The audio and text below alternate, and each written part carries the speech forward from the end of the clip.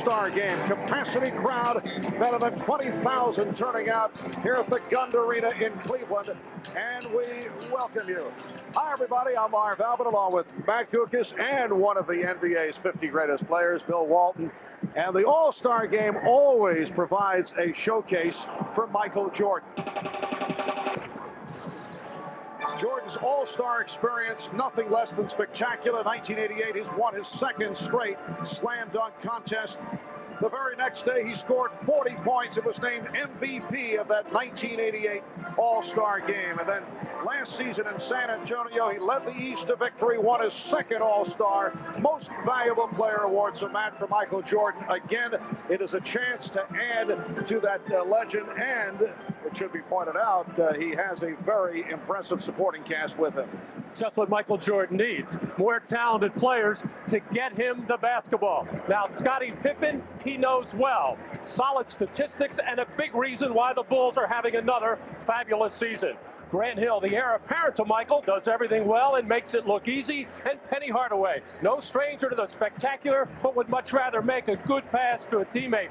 You know, Mark, with all this help, Michael just could be reaching for another MVP trophy. And Bill, you were telling me, with all that you have accomplished as you look back at your very first All-Star game in Milwaukee in 1978, there was some very anxious moments. Marv, the pressure is just immense. Now, you're nervous initially because of the awe that you feel for the perennial All-Stars, but you realize very quickly that you need to establish yourself and get your game going. Now, this year we have 5 first-time All-Stars who are terrific players. Kevin Garnett, Chris Webber, and Christian Laettner, who are 3 dominant personalities for their surging teams. And then there's Eddie Jones and Tom Gugliotta, 2 guys who are overshadowed on their own teams, but are really the glue that keep it all together. Now, the old guys, they have plenty left to say, but the new guys have all told me that they've learned some of the biggest lessons of all in All-Star games.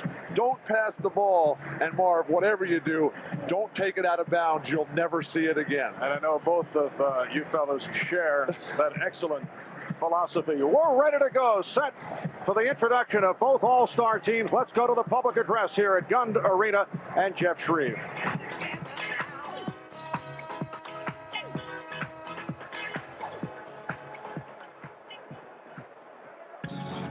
Ladies and gentlemen, welcome to the 1997 NBA All-Star Game.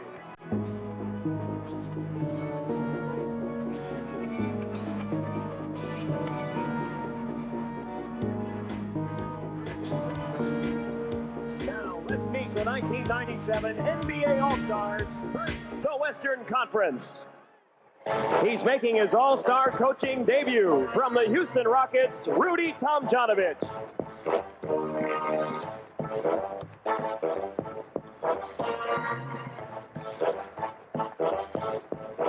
The assistant coaches from the Houston Rockets are Larry Smith, Bill Barry, and Jim Boylan, and the trainer from the Los Angeles Lakers, Gary Vitti.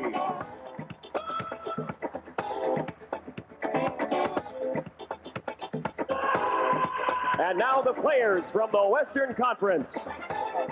A former Rookie of the Year and the 1995 All-Star Game MVP from the Sacramento Kings, Mitch Richmond.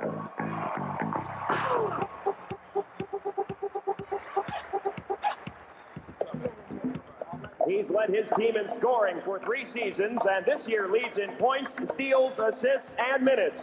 From the Golden State Warriors, Latrell Sprewell.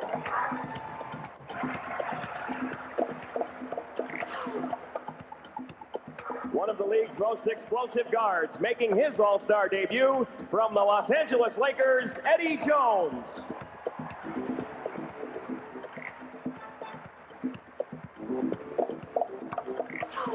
This 5th-year forward leads his team in points, rebounds, and minutes played. From the Minnesota Timberwolves, Tom Gugliotta.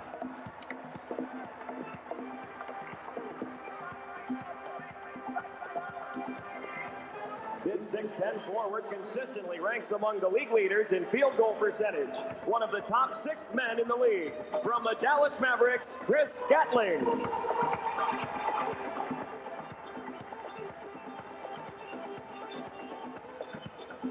This versatile 12-year veteran boosts the Sonics with outside shooting, rebounding, and excellent all-around play. From the Seattle Supersonics, Detlef Schrempf.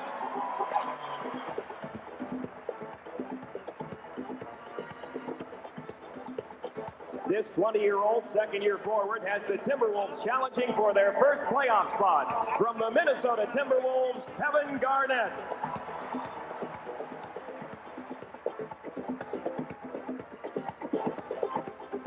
Unable to participate and not here today from the Los Angeles Lakers, Shaquille O'Neal.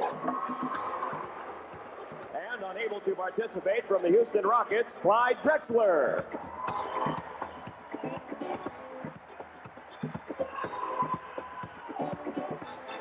Also from the Houston Rockets, Charles Barkley.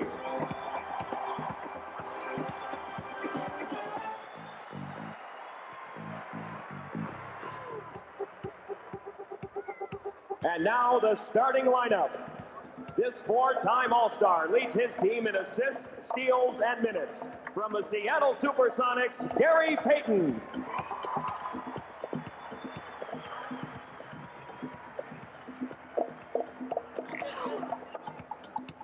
This guard is the all-time leader in assists and steals. From the Utah Jazz, John Stockton.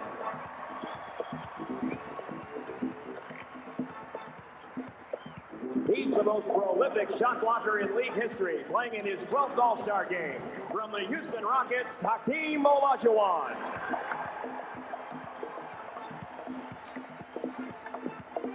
This powerful forward has delivered a record 9 consecutive seasons with 2,000 points. From the Utah Jazz, Karl Malone.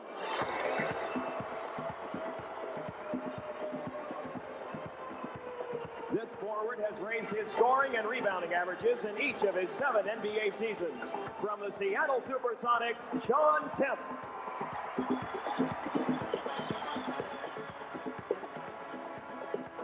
Ladies and gentlemen, the 1997 Western Conference All-Stars.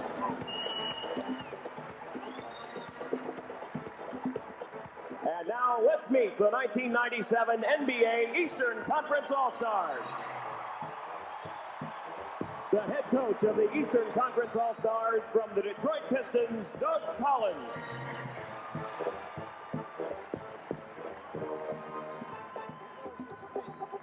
Assistant coaches also from the Detroit Pistons, Johnny Bach, Alvin Gentry, John Hammond, and Brian James. The trainer is from your Cleveland Cavaliers, Gary Briggs.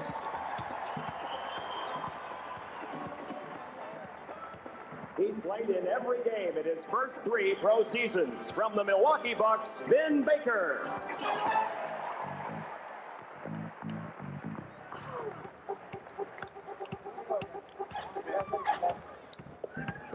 This versatile forward is enjoying a career year in scoring and rebounding, making his All-Star debut from the Atlanta Hawks, Christian Laettner.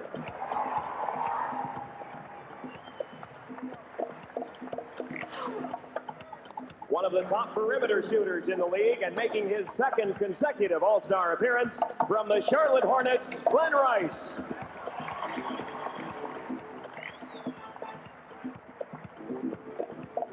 The only remaining member from the Pistons' back-to-back NBA championships, he's making his 6th All-Star appearance from the Detroit Pistons, Joe Dumars.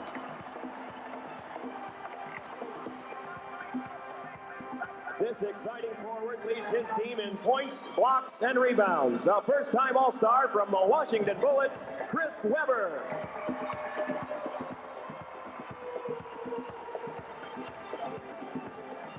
Making his 4th All-Star appearance from the Miami Heat, Tim Hardaway.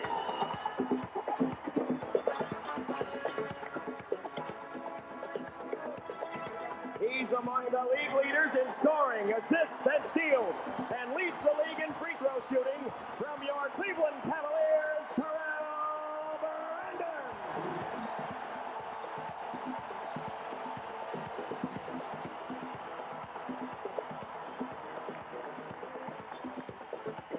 Injured and unable to participate from the Miami Heat, Alonzo Mourning.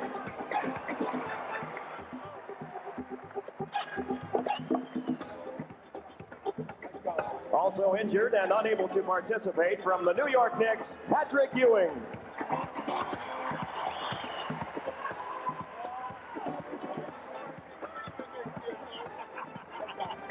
And now the starting lineup for the Eastern Conference. Playing in his 6th straight All-Star game with a 1994 MVP performance from the Chicago Bulls, Scottie Pippen.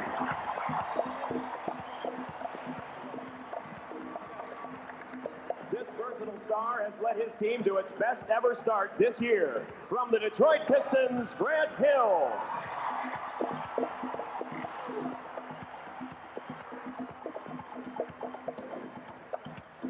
He's led the league in blocked shots for a record 3 straight seasons. From the Atlanta Hawks, Dikembe Mutombo.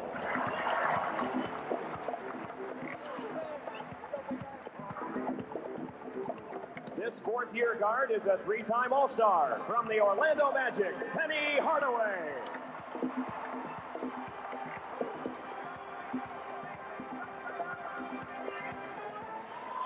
The 4-time league and finals MVP and 2-time All-Star MVP from the Chicago Bulls, Michael Jordan.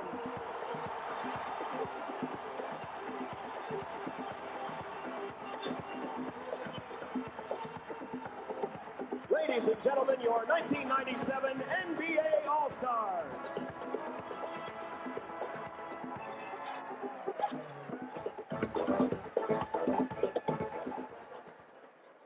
Ladies and gentlemen, please stand for the presentation of colors by the Cleveland Military Processing Station. Detail, hope, faith. Performing the Canadian National Anthem, please welcome recording artist Amanda Marshall. Oh, Canada, our home and native land, true patriot love in all our sons command, car ton bras s'est porté les pères, ils aient porté la croix, ton histoire est une épopée des plus brillants exploits. God keep our land glorious and free. Oh, Canada, we stand on guard for thee. Oh, Canada, we stand on guard for thee.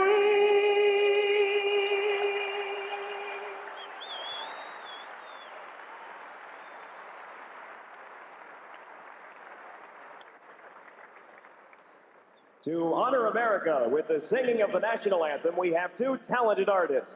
Please welcome singing sensation Brian McKnight, accompanied by 5-time Grammy Award-winning jazz saxophonist David Sanborn.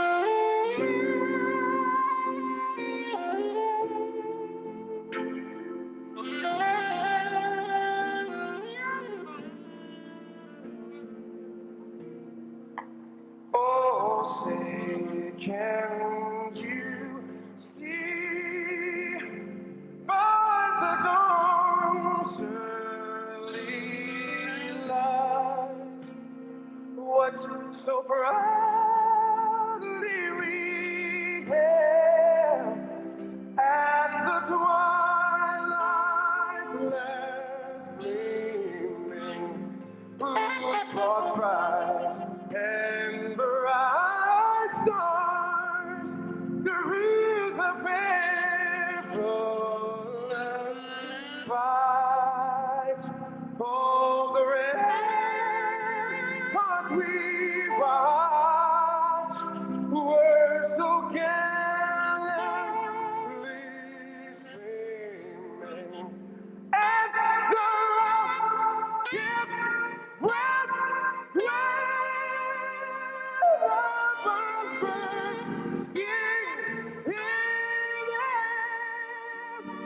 get through the night that our pledge was still there. Oh, say just let stars spangled banner yet wave o'er the land of the free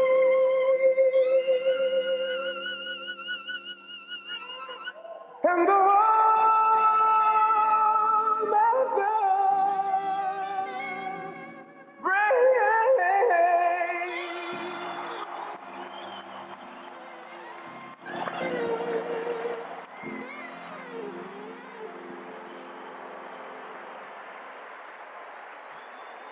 Great job by Brian McKnight, David Sanborn.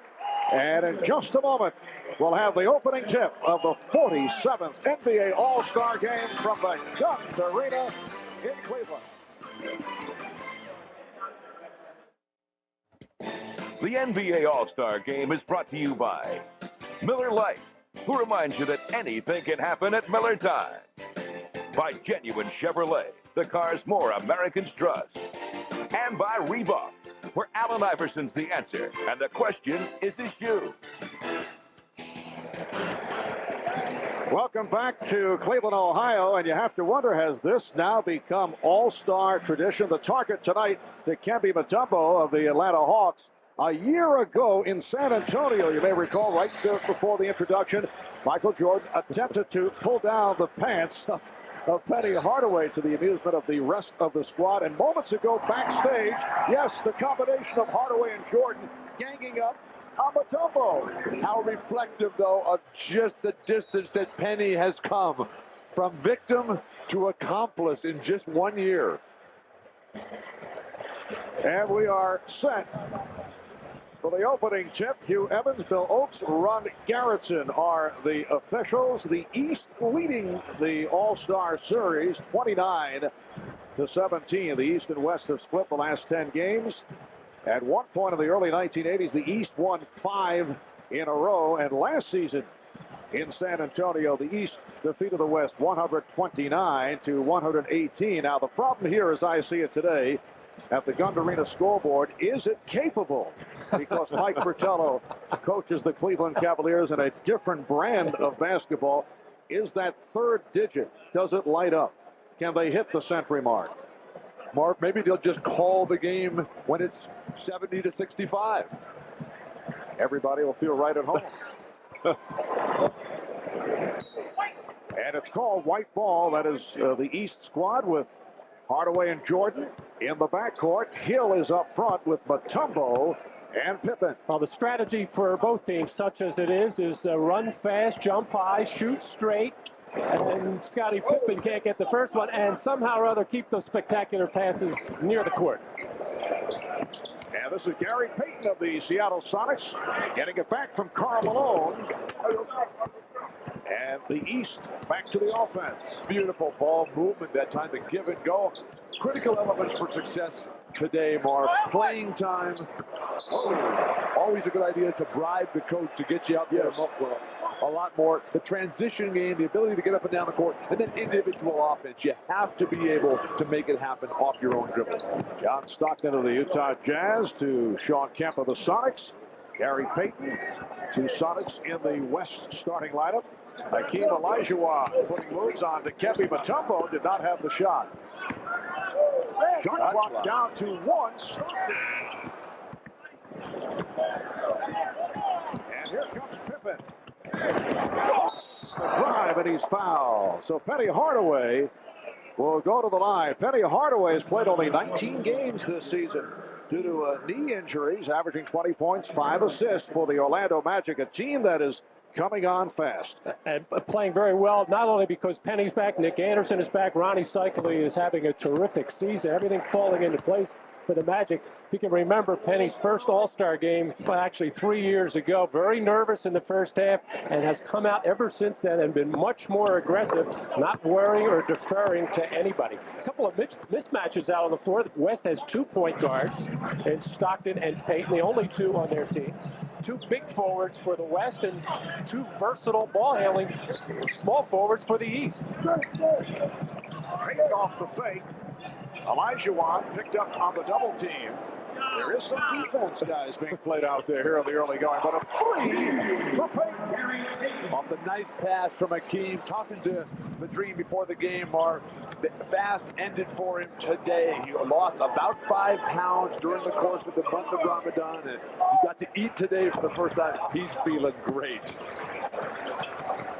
That was Michael Jordan's first shot attempt, and here is Grant Hill unleashing his first.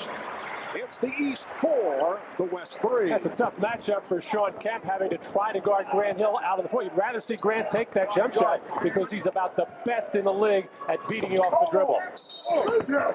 Hakeem with the good forearm up high. And a foul is called. Hill Oaks with the call as you take a look back at the pass from Hakeem. Hakeem is so talented, Mark. He's able to step out and play that high post going up against the much taller Dikembe Mutombo. Jordan fouled by Payton. Here's that nightmare matchup for Sean Kemp, trying to watch Grant Hill. Has to give ground, has to back up, but he could at least offer a hand up in his face. Michael Jordan, who has some very pleasant memories of big games that he's played here in Cleveland, had his career-high 69 at the Richfield Coliseum. And Gary Payton's got to go, what did I do wrong? Last Sunday, he had to watch Michael Jordan drill him and others for 45, and here he has to guard him again in All-Star competition.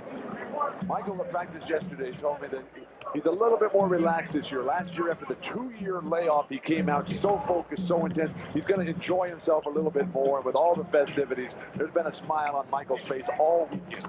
Hakeem Olajuwon has tied the game at 5. Hakeem Olajuwon, one of 3 Houston Rocket All-Stars, but Clyde Drexler Charles finally sitting out because of injury. Jordan tried to twist that one home. Here comes Payton. The look away to Stockton. Yes. And the West leads 7-5. Now, John's been on the receiving end of a couple of passes earlier in the game when it first started. He was in the post, of course. Got a nice pass from Sean Kemp, and there, a good feed from Payton. But John's just not used to playing with a lot of guys who handle the ball in the up and down game. Oh, a tumble on the block consecutively. Another opportunity. Oh, almost a hat trick. The game tied at 7. They held Karl Malone. Karl Malone, who has been into it verbally from the introductions today with Scottie Pippen. Karl got out in transition, and Scottie just reached out and grabbed him, held him. Obvious foul. Foul was called on Jordan. That is his first. And here's Kemp from long range. A 3 for Sean Kemp, who has been struggling recently, but he's been hitting the 3. He's been looking for the 3 more frequently this season. Let me go through the hands of Mutombo. Beautiful passing by Kenny. I think that's one of the great things about the All-Star game, Marv, is the creativity that you see, not only in shooting, but in the ball movement as well. 3.5 minutes gone by in the first quarter. That was intended for Jordan.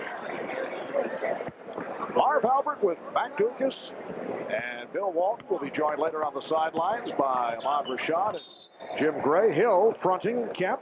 Called for the foul, a push on Grant Hill of the Detroit Pistons.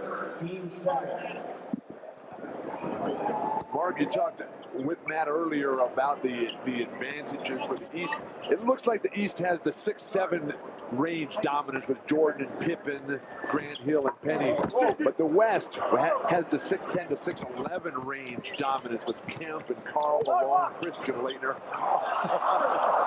And of course, the new guys off the bench with Kevin Garnett.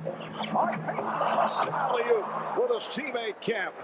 And it did not work. Well, we've seen 2 alley-oopers so far. Nobody can get a hand on them yet. They're going to have to adjust their passes. The problem the East is having right now, they really don't know who the primary ball handler is. Everybody's taking their turn because Grant Hill has it. He's used to handling.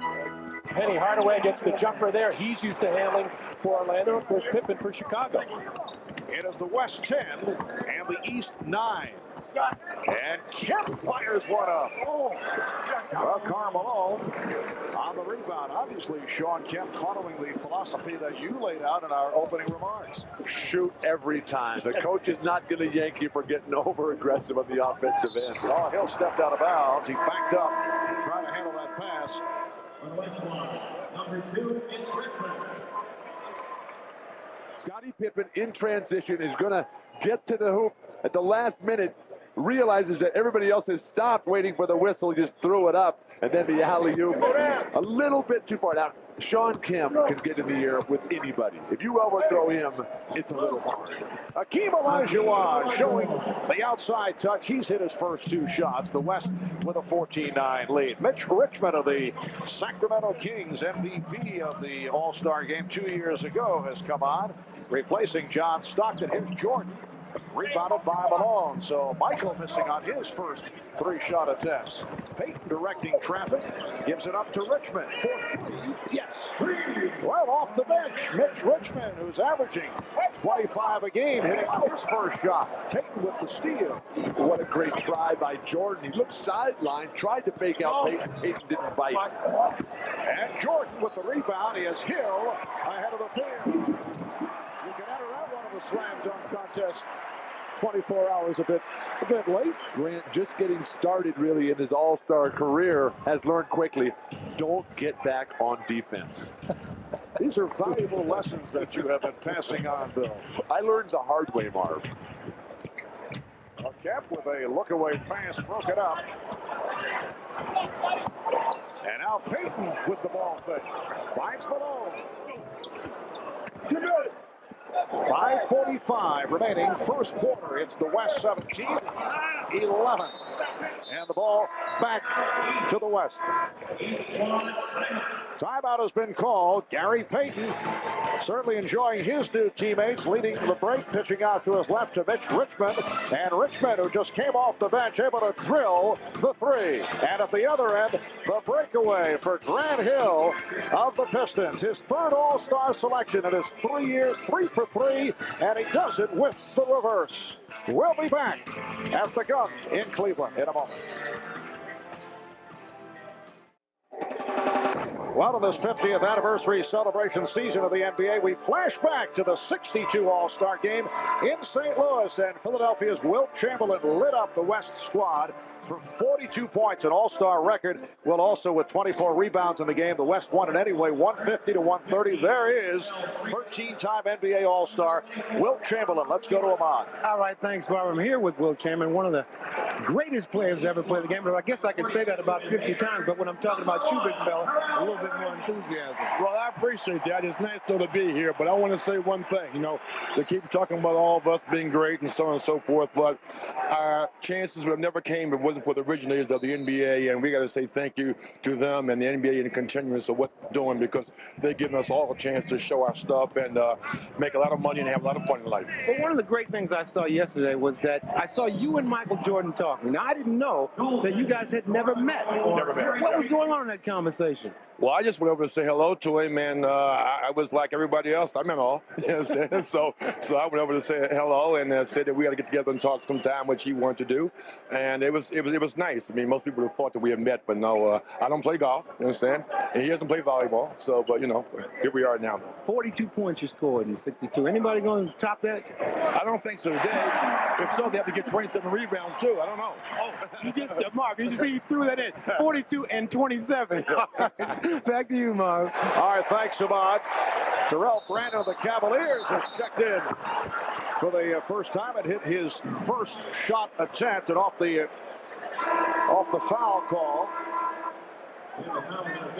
We have just under 5 minutes remaining in this first quarter, and the West up by the count of 19-13. Latrell Sprewell of the Warriors, who just came on, was called for that foul. You know, Wilt not only remembers the stats of every All-Star game that he played in, he remembers the stats in every game he played in and all of his teammates combined. You know, Wilt was hinting this week that he might be able to play, if asked, 5 to 10 minutes at 60 years of age. He does that about every 5 years.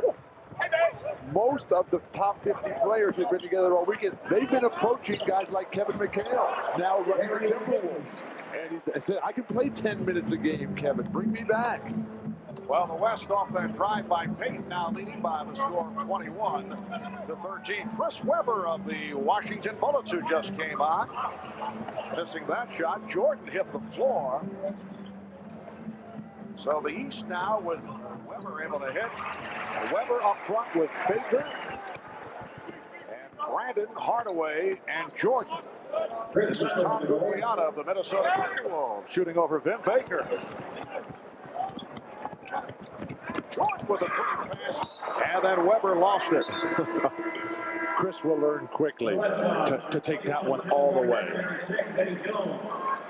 This is the Gary Payton's 4th All-Star game, and every one of them, he really loves to play in these games and generally gets everybody involved. That time he saw the opening all by himself, but he really plays this game to try to do as well as he can, try to help the team win, try to get everybody involved.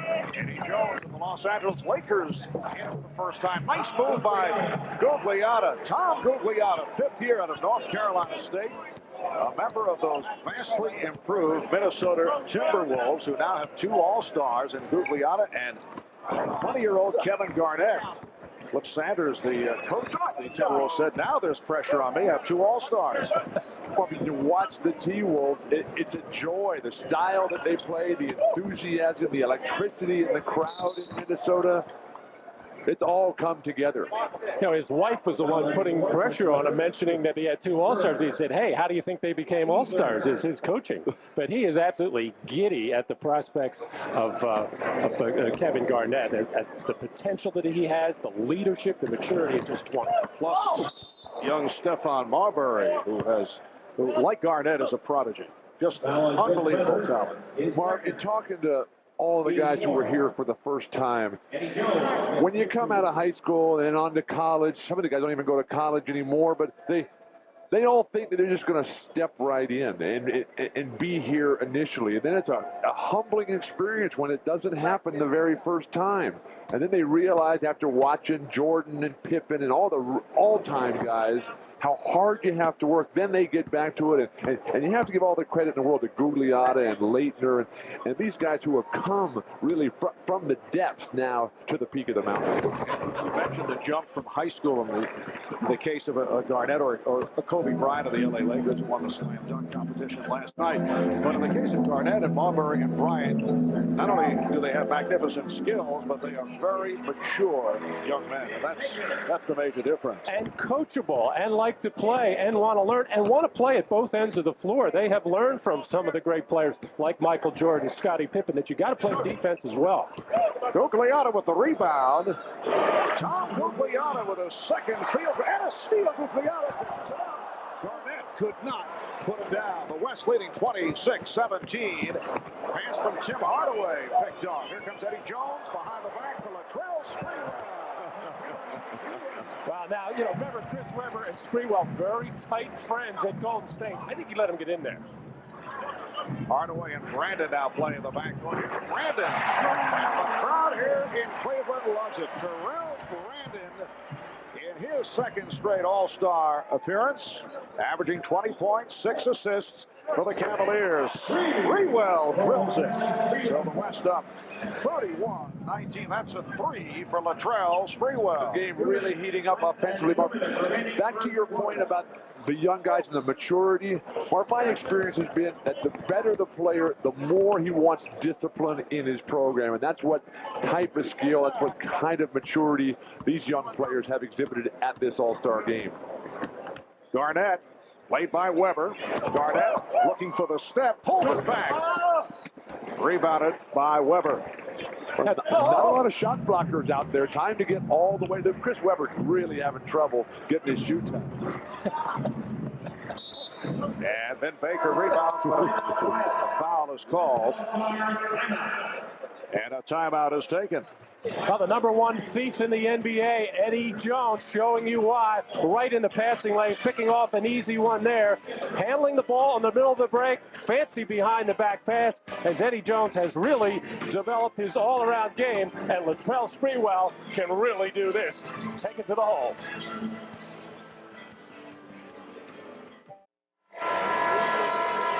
Well, always a host of notables at the NBA All-Star Game. That's the capacity crowd. Heavyweight champion Evander Holyfield. Olympic double gold medalist Michael Johnson. And another gold medalist, Bill Murray, in his own mind. And we go to Jim Gray. All right, thank you very much, Marv. I'm joined by Charles Barkley. He's in his 11th All-Star Game, second one he's had to miss, and he's got David Robinson Jr. here on the bench. Daddy David sitting behind us. He also heard from San Antonio. Charles, how difficult to sit out an All-Star Game, and when will you be back? I'm ready to go Tuesday. I'm looking forward to going back to my team. We've been struggling. We got to get back on track. But, you know, this has been the most fun All-Star weekend I've had. This is my first game. Getting a chance to hang out with those other 50 players. It was one of the most emotional times of my life. This has been a perfect weekend. You really were almost like a little kid. You had your book and you had all of them sign it, didn't you? Well, I think for two reasons. Number one, the black guys took all the chances and made it possible for us guys to have to flourish the way we are today. And all the other guys total, they brought the NBA to where it is today. And we owe them a great deal of gratitude and respect. Charles, do you begin to cherish these moments just a little bit more when it gets put into a historic perspective like it has this weekend? I think a little bit, but also I think as you get down to the end of your career, you realize you're not going to play in that many more All-Star games, or you're close to the end of it. You know, it becomes more significant. Now, the West has a big lead right now. It doesn't seem as though they're missing your talent. Well, I think, you know, I don't show up my game until the fourth quarter, so the first three quarters, they won't miss me. All right. Congratulations, Charles. We look forward to seeing you in the next couple of weeks. Thank you. Marv? All right, thank you, Jim. Some of you may have seen Meet the Press earlier today here on NBC. Among Tim Russert's guests, Charles Barkley, NBA Deputy Commissioner Russ Granick had contacted Charles about this last week, and Barkley said to Russ, "Finally, I'll be talking to my audience." And the Rockets will certainly welcome Charles back. Clyde Drexler will be out for a while, though, but Barkley, as you heard, will be back Tuesday. Houston has lost 6 straight games. The West 34 and the East 21 with a half-minute left in this first quarter. Here's Glen Rice, who has been on a tear for the Charlotte Hornets. And back comes Mitch Richmond. Eddie Jones. That was intended for Kevin Garnett. We're down to 23 seconds in the quarter. Tim Hardaway has had a sensational season for Pat Riley and the surprising Miami Heat. Walking it up, working the clock down. Out of 10 seconds in this first quarter. Brandon eluding Sprewell, blocked by Scholes. And the East will inbound with 2 3/10 seconds remaining in the quarter. Eddie Jones defensively, that's the same job he did on Jordan to close out the first half of the season in L.A. Weber's pass picked off. And quickly out of bounds. So that is the end of the first quarter. The West 14 of 26 from the field. The East only 9 of 27. Gary Payton leading the way. 3 of 5 from the field, 7 points and 3 assists. After 1 in Cleveland, it's the West 34. The East 21. We'll be back with more of the 47th All-Star Game after this.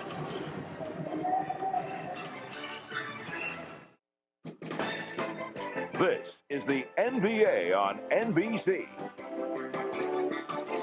The NBA All-Star Game.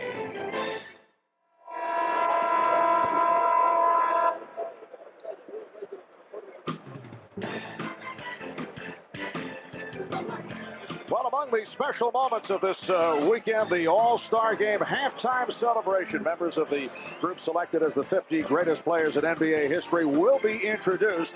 We're seeing many familiar faces: Robert Parrish, the Dr. Julius Erving, saw Larry Bird and Willis Reed, Kareem Abdul-Jabbar sitting next to Elgin Baylor, Bill Russell. I would have to say there never has ever been a collection of legendary talent like this assembled in one place at one time. Marv, it is the most amazing thing that I've ever been involved in. For the first time in 25 years, I'm on such a cloud, my legs don't hurt anymore at all. Wow, you're ready to go. Well, Eddie Jones getting to the line. Nice move by Jones on the reverse, fouled by Glen Rice.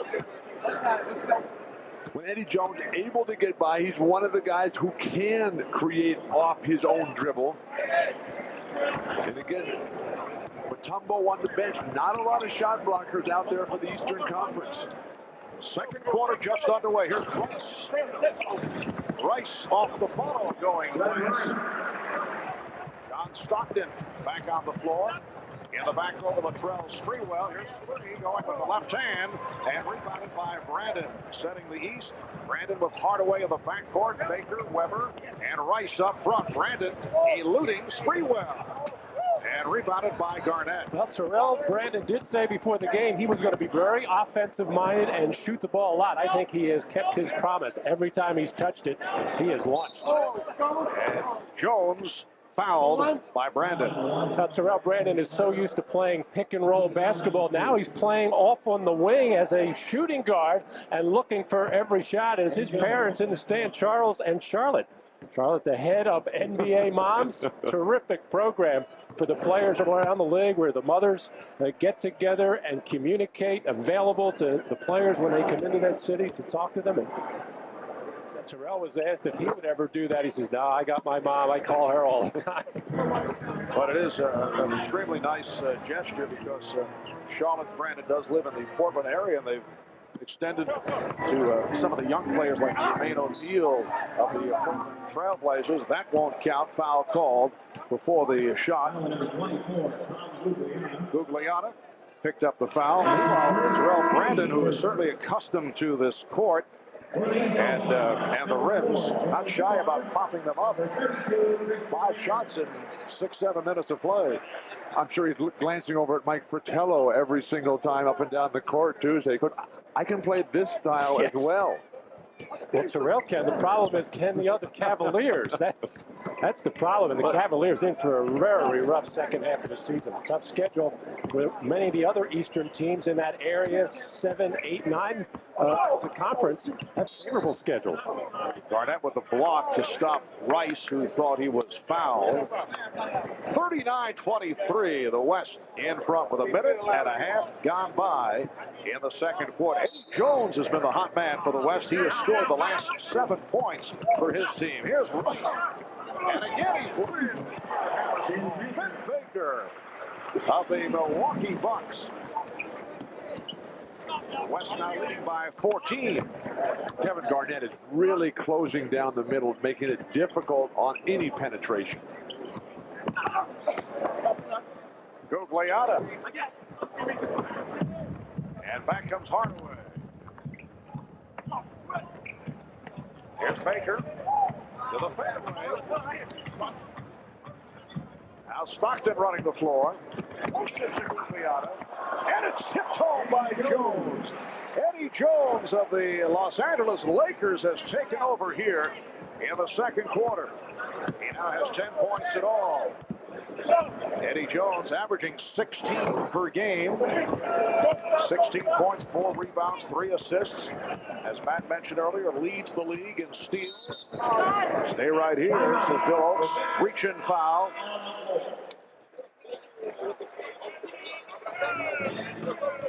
Well, Vin Baker very active around the basket, and when the shot blockers go up, they are not in good position to do anything else, and Vin Baker takes advantage of it.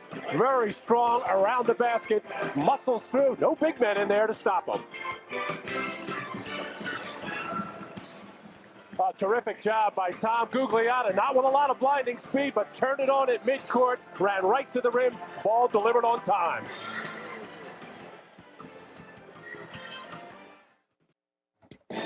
The NBA All-Star Game is brought to you by Sprite. Image is nothing. Thirst is everything. Obey your thirst. Sprite. By Plymouth. One clever idea after another. That's Plymouth. and by AT&T. Well, covering tonight's game and continuing a tradition of 72 years of providing aerial coverage at the nation's top sporting events, the Goodyear Blimp from high above Cleveland. What a second quarter it's been for Eddie Jones, who was the most valuable player of the All-Star rookie game some 3 years back in Phoenix, and enjoying this, his first All-Star selection. And Eddie is not waiting for anything to happen. He is making it happen. The drive on the baseline and not taking for granted that Gugliotta would make that layup, followed it beautifully. Matt, Eddie can play that transition game, and the Lakers are putting on quite a show. The athleticism of Eddie Jones today, and then Kobe Bryant yesterday, who won the slam dunk contest, and that was magnificent in the rookie All-Star game. 31 points and 8 rebounds on 13 for 16 free throws for Kobe in the rookie game yesterday. For the West, Detlef Schrempf of the Seattle Sonics has come on for the first time. Three-pointer. John Stockton has 5, and the West increases its lead 44-25. We are early second quarter. It's Christian Laettner. Well, the West is just doing a better job of moving the ball, finding the open man, consequently getting a lot of open shots. So Dumars of the Pistons on the floor for the first time could not handle that low pass. Oh, away from Jones for Schrempf. So Detlef with his first field goal. It's the West with a 46-25 advantage. Joe Dumars, a late addition due to the injury suffered by Alonzo Mourning. Now Baker posting up, getting deep, and drew the foul. Foul on Gugliotta. Stockton is so crafty at finding guys. He gives it up early, and then Eddie Jones, the presence to find the finisher, Detlef Schrempf. The best drill in basketball to practice, and the most fun is the 3-on-2 conditioner mark, which was a drill invented by John Wooden. That's what this game is like, just up and down with the fast break, and if you don't get it, just quickly get to the other end. Well, Matt and I understand that, but we thought it was very unusual that you would run us and the entire crew through that drill prior to tonight's game. I like the 2-part where we just stand there. Don't have to move. The West by 20. Carmelo is back. He is up front with Schrempf and Gugliotta. Stockton in the backcourt with Jones. Stockton penetrates. Mark, so many of these games are games of streaks, though, where a team will get way out and the other team will come back and score 20, 25 points in a row. Michael Jordan is back on the floor. Again, Baker posting, drawing the double team. Finding Jordan, yes, and it counts. The foul committed by Schrempf, and for Michael Jordan, that is his first field goal. Well, Michael has a little bit of a look of determination right now coming off the bench. I think he's disappointed along with the rest of the Eastern squad with just 26 points up until that point in almost a quarter and a half. So Michael, instead of trying to do something with the ball, working hard without it.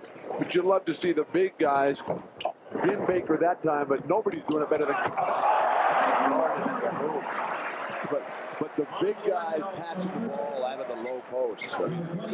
Ben Baker, nice in the triple threat position. Still a very effective yes call. Just kind of slid it in there during the course of the conversation. Had it patted away by Laettner. And here's Dumars, the East showing some sign. Oh, Hill lost his balance. Jordan. Rebounded by Chris Gatling of the Dallas Mavericks. Notice for the first time in All-Star history, the players are wearing their individual team uniforms instead of that generic look. Mutombo saying, don't come back in here. They did wave the finger a little bit, oddly enough, and he's upset about it. He's been called for a couple of taunting technicals after blocking shots and waving that finger. Don't bring that in here. Bill, how would you have reacted to that from an opposing player? Would have grabbed it right back and dumped it in his face. Exactly. That's the kind of answer we wanted. Here's Gatling. Why did I think you would answer in that manner? Here's Hill on the drive. Laettner trying to rebound while on the floor. Schrempf from below. And intended for Gatling. Timeout has been called by the East with 6:56 remaining in the first half. The West up by 18 points a moment ago. Michael Jordan on the follow, following the missed free throw, takes it right to the rim. So Michael Jordan with a couple of buckets in the second quarter. The West 48, the East 30. We'll be back with more of the All-Star game in a moment.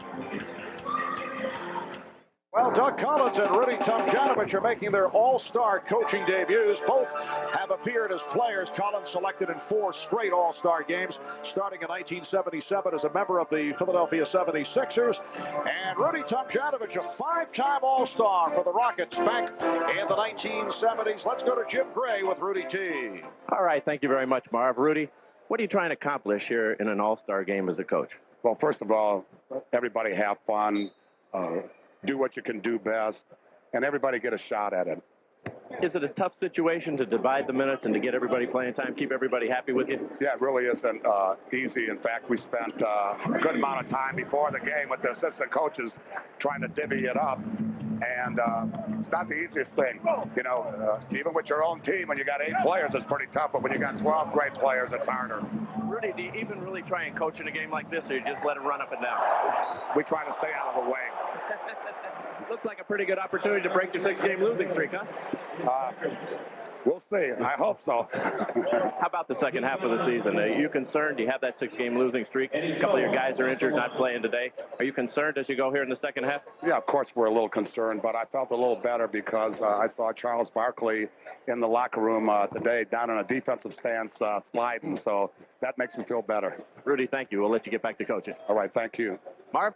All right, thank you, Jim. Rudy Tomjanovich, in his first all-star coaching appearance, guided the Houston Rockets to back-to-back NBA titles in 1994 and 95. And Rudy told me before the game that's the first time he has seen Charles in a defensive stance this year. Here's Dumars. The West up 51-30. Matt resorting to cheap shots in this first half. I think Charles is an outstanding defensive force in the NBA. Now, speaking of the coaches, though, everybody's been teasing Doug Collins all week how he's going to manage the minutes to get his guy, Grant Hill, that MVP opportunity. But Jordan has outplayed him by 2 minutes so far as they're both on the floor this minute. Grant to this point quiet, 2 of 3 from the field. Leitner, Christian Leitner, has had an outstanding season as a member of the Atlanta Hawks, averaging 19 points, 9 rebounds. Air ball from Malone, and then the foul, or deflected out, no foul, deflected out of bounds by Schrempf. Scottie Pippen is back, replacing Joe Dumars. All of the East squad a little bit leery of Doug Collins, who will forever be known as the kissing bandit after landing one on Terry Mills a couple of weeks ago after he hit a clinching 3-point shot right on the lips. That is, as you well know, these things can happen during the course of an NBA season. And Pippen fires the 3. Leitner with the rebound. So the West 53 and the East 34 as we come up on 5 minutes remaining in the first half. Richmond for 3. Mitch Richmond with his second from downtown. The West up now 56-34, and Hill is fouled by Schrempf.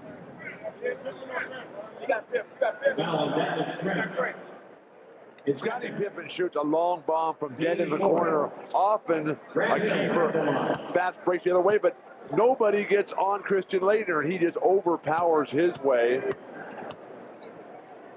What a turnaround for Christian Leitner, who was always under siege in Minnesota as the culprit for all the problems they had. He was telling me the other day, he said, we had all these coaching changes. We never really had a solid point guard. And he said, I'm the same guy. I'm the same player. I just happen to be playing on a better basketball team that happens to have a key player like Dikembe Mutombo is going to cover up a lot of mistakes. And, of course, Mookie Blaylock, Steve Smith having outstanding seasons for Lenny Hawks.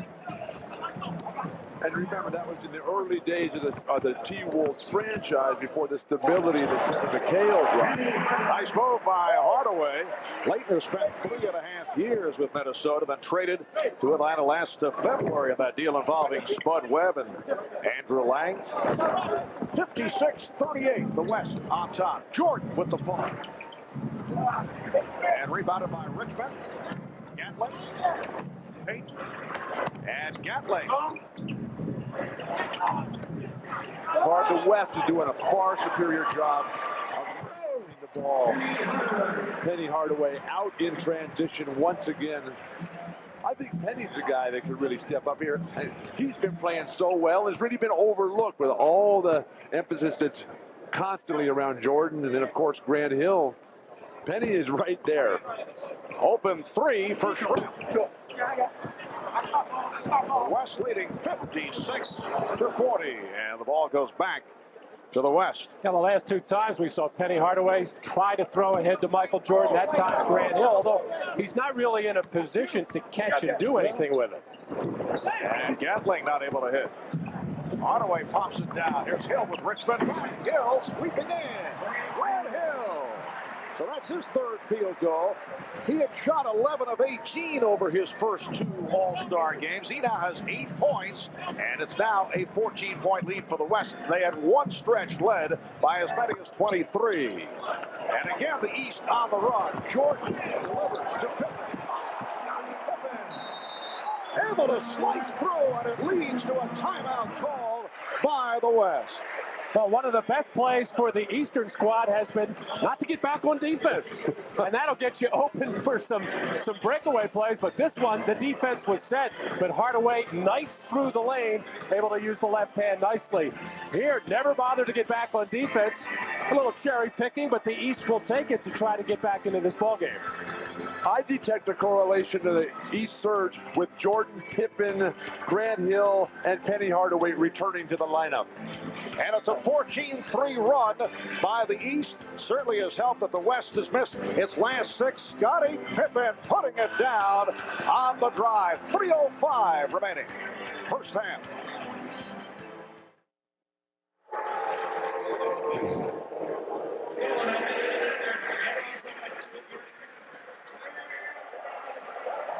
All right, a 14-3 run by the East. The West having its shooting problems the last couple of minutes. Eddie Jones has led the way. He's had a very strong second quarter. We welcome you back to Cleveland.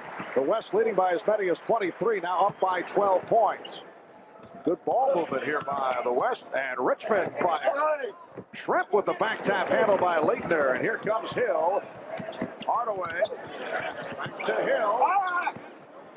Grant Hill has the touch. 10 points for Hill. It's a 10-point West lead.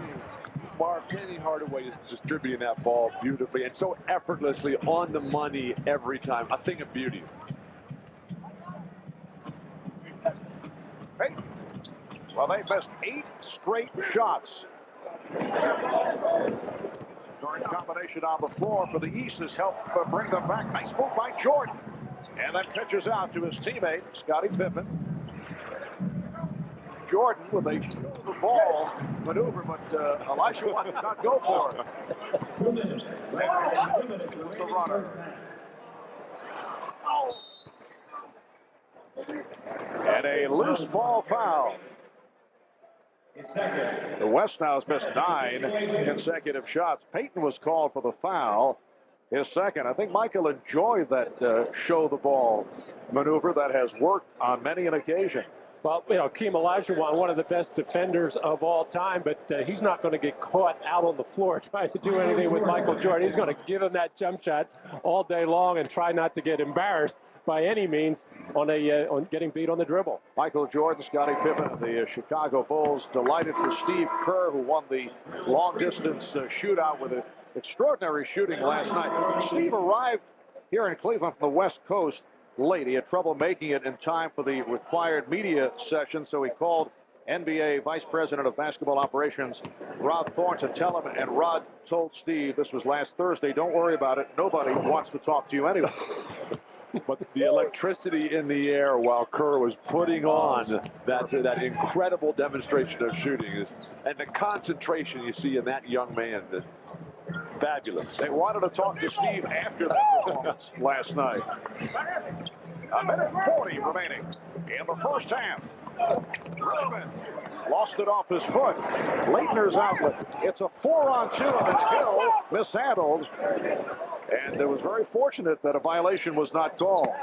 As much as Christian Leitner disliked playing center, Jordan in the middle. Oh, he did it right in the face of Sean Kemp. So the East is now within 7. Leitner's doing a good job holding down the middle. Helps if you got Jordan, Grant Hill, and Penny and Glen Rice. On a 19-3 run by the East, and they keep coming. So the West now leads by only 5. At one time, it was a 23-point ball. Just under 1 minute left in the first half. Draws the foul. Foul on Christian Leitner. Jordan's starting to take over. When you can score on Sean Kemp in the low post, there's nothing better than busting the big guys. And then Penny with the layup and Jordan over the top. One time down the court, you face up Sean Kemp and a turnaround post up, and then you tip over Akeem. He's pretty good. Fine observation, Bill. Michael Jordan now 9 points, 6 assists, 7 rebounds. 22nd timeout has been called. Well, right here, let's take a look ahead to a much anticipated NBC show next Sunday. Asteroid. It's the biggest action-packed disaster of February, and it hits home next Sunday. Don't miss a minute of the action. That's Asteroid next Sunday right here on NBC. Doug Collins talking to his squad. Doug, who has done a sensational job bringing the Pistons to the 3rd best record in the East.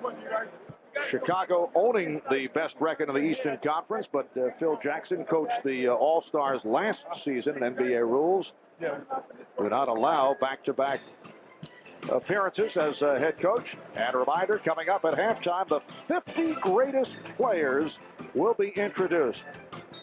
Should be some emotional moments on the court here. Bill Walton among the 50. And I know you are excited about that introduction. A lot of great things in my life have happened, Mark, but nothing, absolutely nothing, has topped this. And a hacking foul. It is on Richmond. We're down to 42 seconds left in the first half. Are you talking about working this telecast, or are you talking about both, Mark? It got so special yesterday that Bill Russell was even signing everybody's autograph. You're kidding. Absolutely not. Bill was in there smiling and laughing and going around signing everybody's books. You may receive a bill in about a week. Jordan sweeping through. And the West now leads by only 4. How about the smile on Michael's face? He said, I haven't done that in about 7 years. The old launching pad on the missed free throw. Nice box out. And the East will get it back. The West has missed its last 10 shots. They led at one point 53-30. They were up by 23. Here's Hardaway from 3. Yes!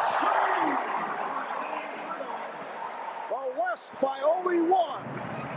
And they're holding for a final possession of this first half. Now, the West has had no answers for the versatile lineup of the East. They have beaten them in every area. Elijah Wan with a beautiful move. So the West finally able to hit. It's a 27-7 run.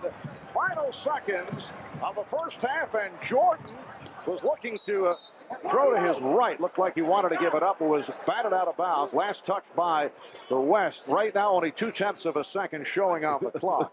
And nobody's walking over there to take it out of bounds. Lobbed a penny at the hoop right here. Yeah, this will need a deflection to count. And here it is. Did he get it all in time? He caught it, said Hugh Evans. Would not have counted. Was not a tip. Must be a tip.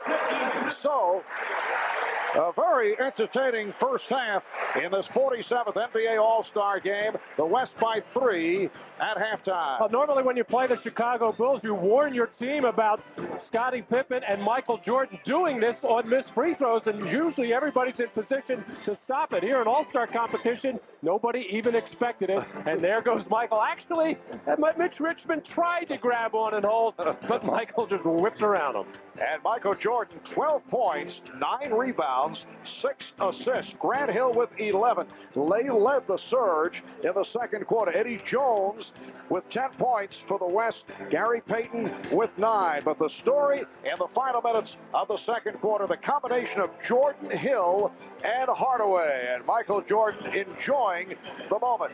Stay tuned for the Prudential halftime report that's coming up shortly. And we'll also be able to watch the introduction of the 50 greatest players of all time. But right now, let's go to Ahmad Rashad with Grant Hill. Ahmad?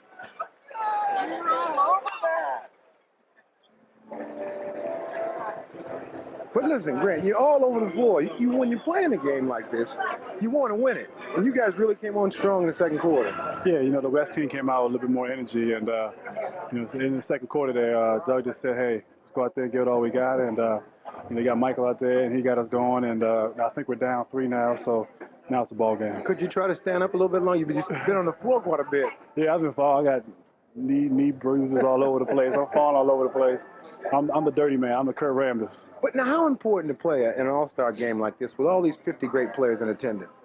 It's tough, a little pressure. One, being here on national television, being in an all-star game, but then you got guys you idolize all your life in attendance here, and get a little nervous. But I think once you get through those nerves, go out there and play basketball, have fun. All right, I look forward to a strong second half. So do I. I hope so. All right, thanks, Grant. Back to you, Marv. All right, Ahmad, and coming up in a moment, Bob Costas with the Prudential halftime report. That's right after these messages.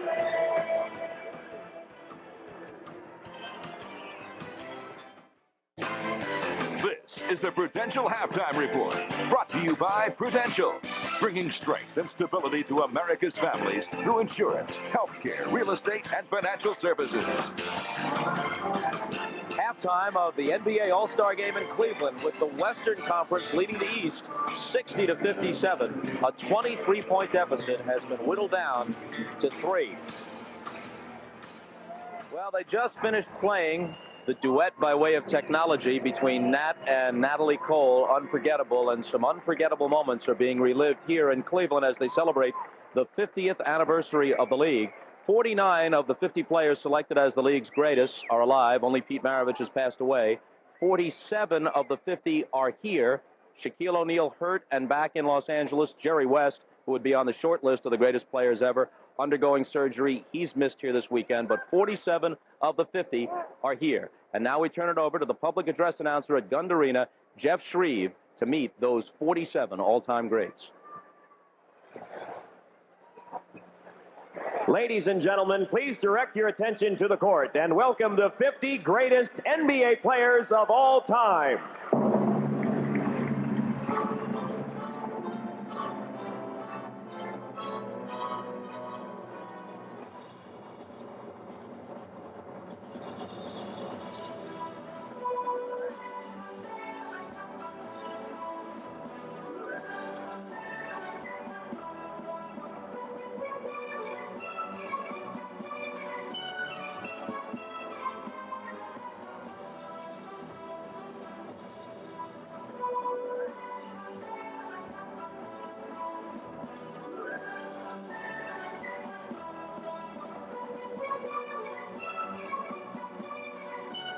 Now, let's meet the 50 greatest players in NBA history. Here are the guards.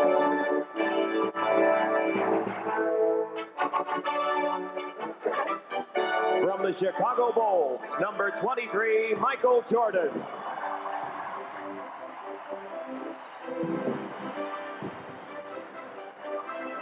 From the Utah Jazz, number 12, John Stockton. From the Houston Rockets, number 22, Clyde the Glide Drexler. From the Detroit Pistons, number 11, Isaiah Thomas.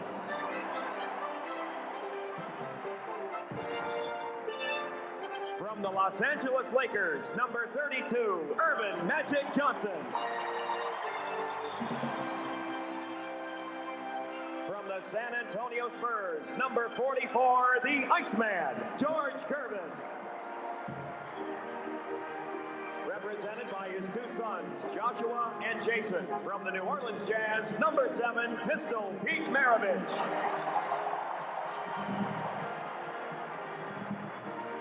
From the Boston Celtics, number 7, Nate Tiny Archibald. From the New York Knicks, number 10, Walt Clyde Frazier. From the Baltimore Bullets, number 10, Earl the Pearl Monroe. From the Detroit Pistons, number 21, Dave Bing. From the Milwaukee Bucks, number 1, the Big O, Oscar Robertson.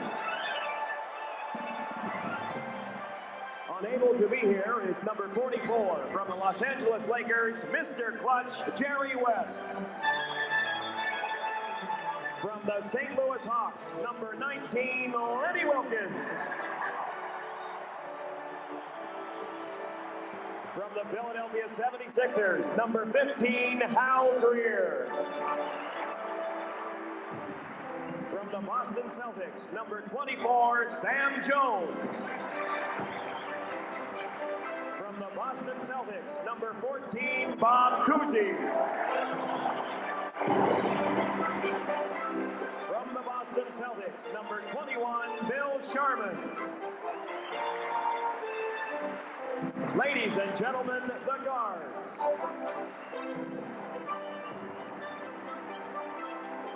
And now here are the forwards. From the Chicago Bulls, number 33, Scottie Pippen. Originally from the Philadelphia 76ers, number 34, Charles Barkley. From the Utah Jazz, number 32, the mailman, Karl Malone. From the Los Angeles Lakers, number 42, James Worthy. From the Boston Celtics, number 32, Kevin McHale. From the Boston Celtics, number 33, Larry Bird.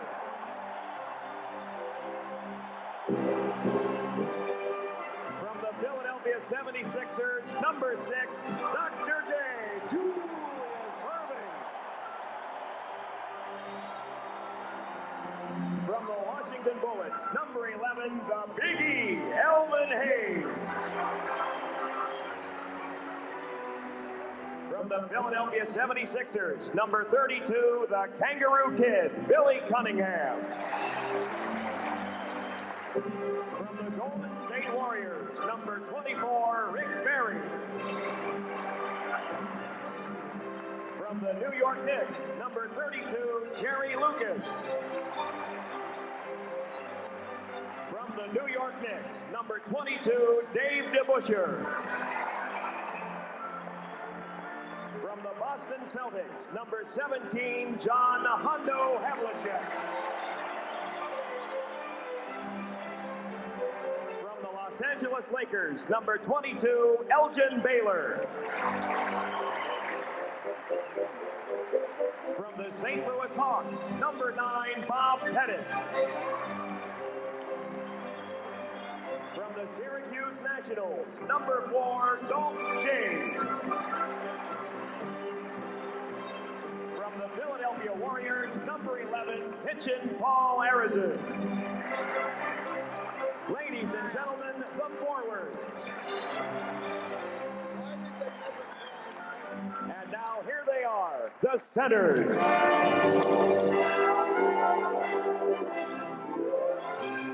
Unable to be here from the Los Angeles Lakers, number 34, Shaquille O'Neal.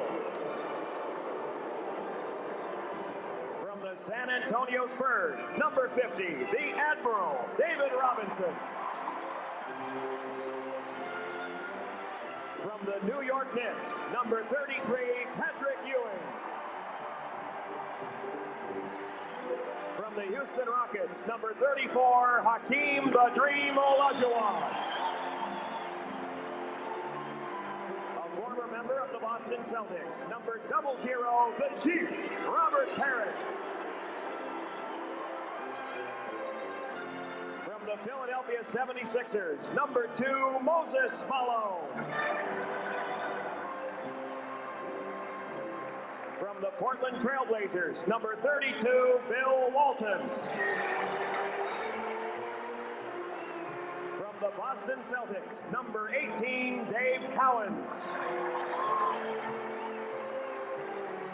From the Los Angeles Lakers, number 33, Kareem Abdul-Jabbar.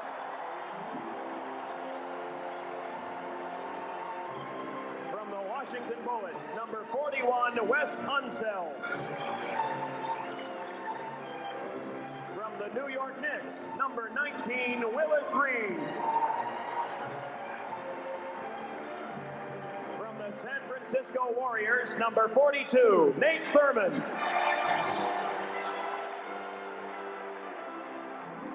From the Los Angeles Lakers, number 13, Wilt Chamberlain.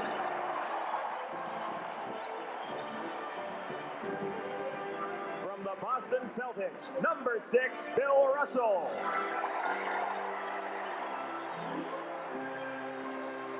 From the Minneapolis Lakers, number 99, George Mikan.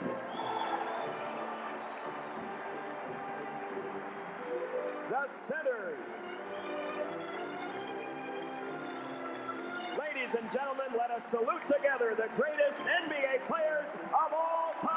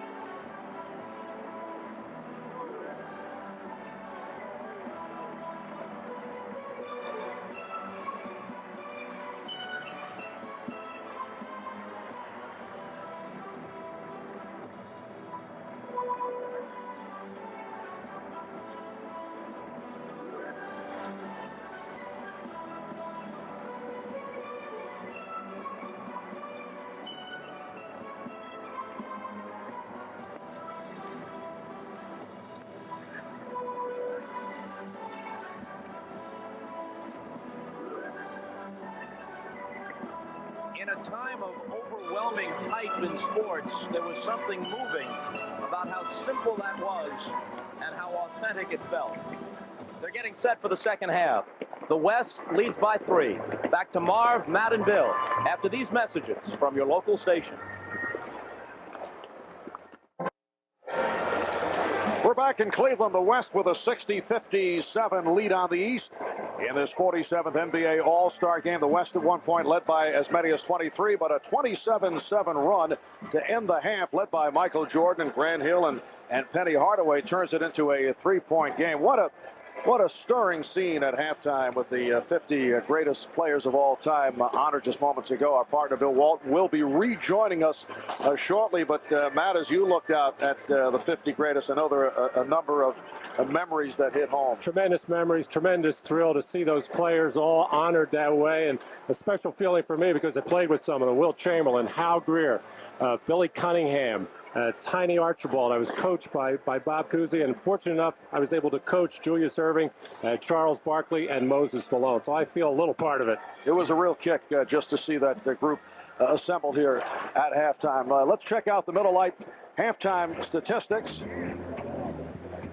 The West missing 10 of their last 11 shots, and this group led the East back into it. Michael Jordan with 12 points in all, Grant Hill with 11, and Penny Hardaway had 11. Michael started slowly and then came on from all angles. Well, Michael, not feeling the jump shot, decided to do everything around the basket, including that spectacular follow-up after the missed free throw. And that's 5 for 11 from the field. Michael will still try to test that jumper, I'm sure, in that second half. And a look at the West. They have their shooting problems in the final minutes of the second quarter. Eddie Jones of the Los Angeles Lakers had the hot hand. 3 of 3 from the field, and then 4 from the line for his 10 points. 3-point field goals. Well, it was 7 of 15 shooting for the West, only 1 of 8 for the East. And Jordan, along with his scoring, did it with 9 rebounds and 6 assists. 3-point lead for the West as we head to the second half. We'll be back at the Gund Arena in a moment.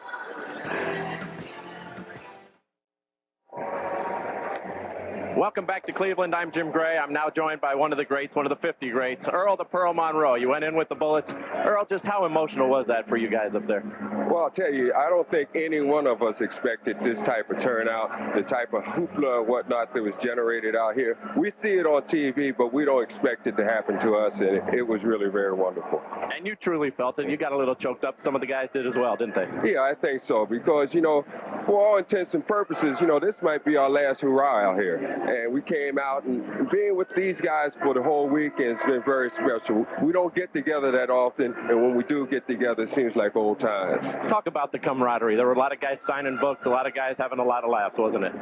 Yes, and it's so strange because, you don't like to get autographs, but there was everybody with books signing back and forth and whatnot. I think we all enjoyed it, and, we wouldn't miss this for the world. Earl, congratulations. Well, I appreciate it. It's nice to be here. All right, let's send it across the way now to Ahmad Rashad. All right, thanks, Jim. There was a lot of emotion back there, but out here you see they're playing around.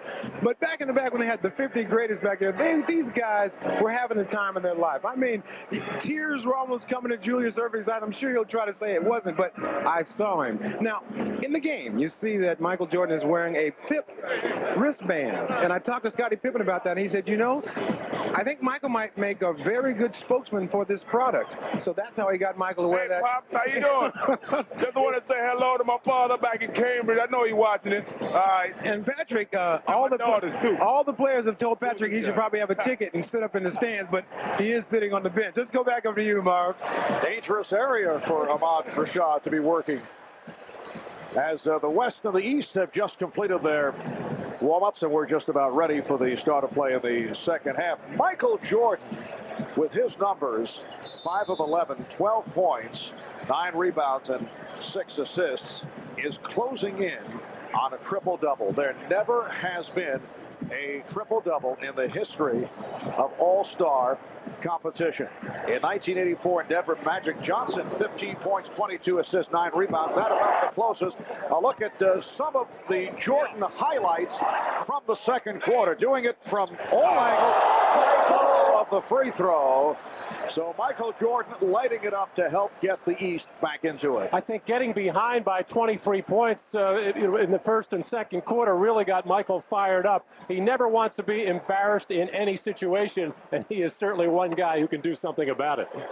6 assists, 4 away from that elusive triple-double. I'd keep shooting if I were him.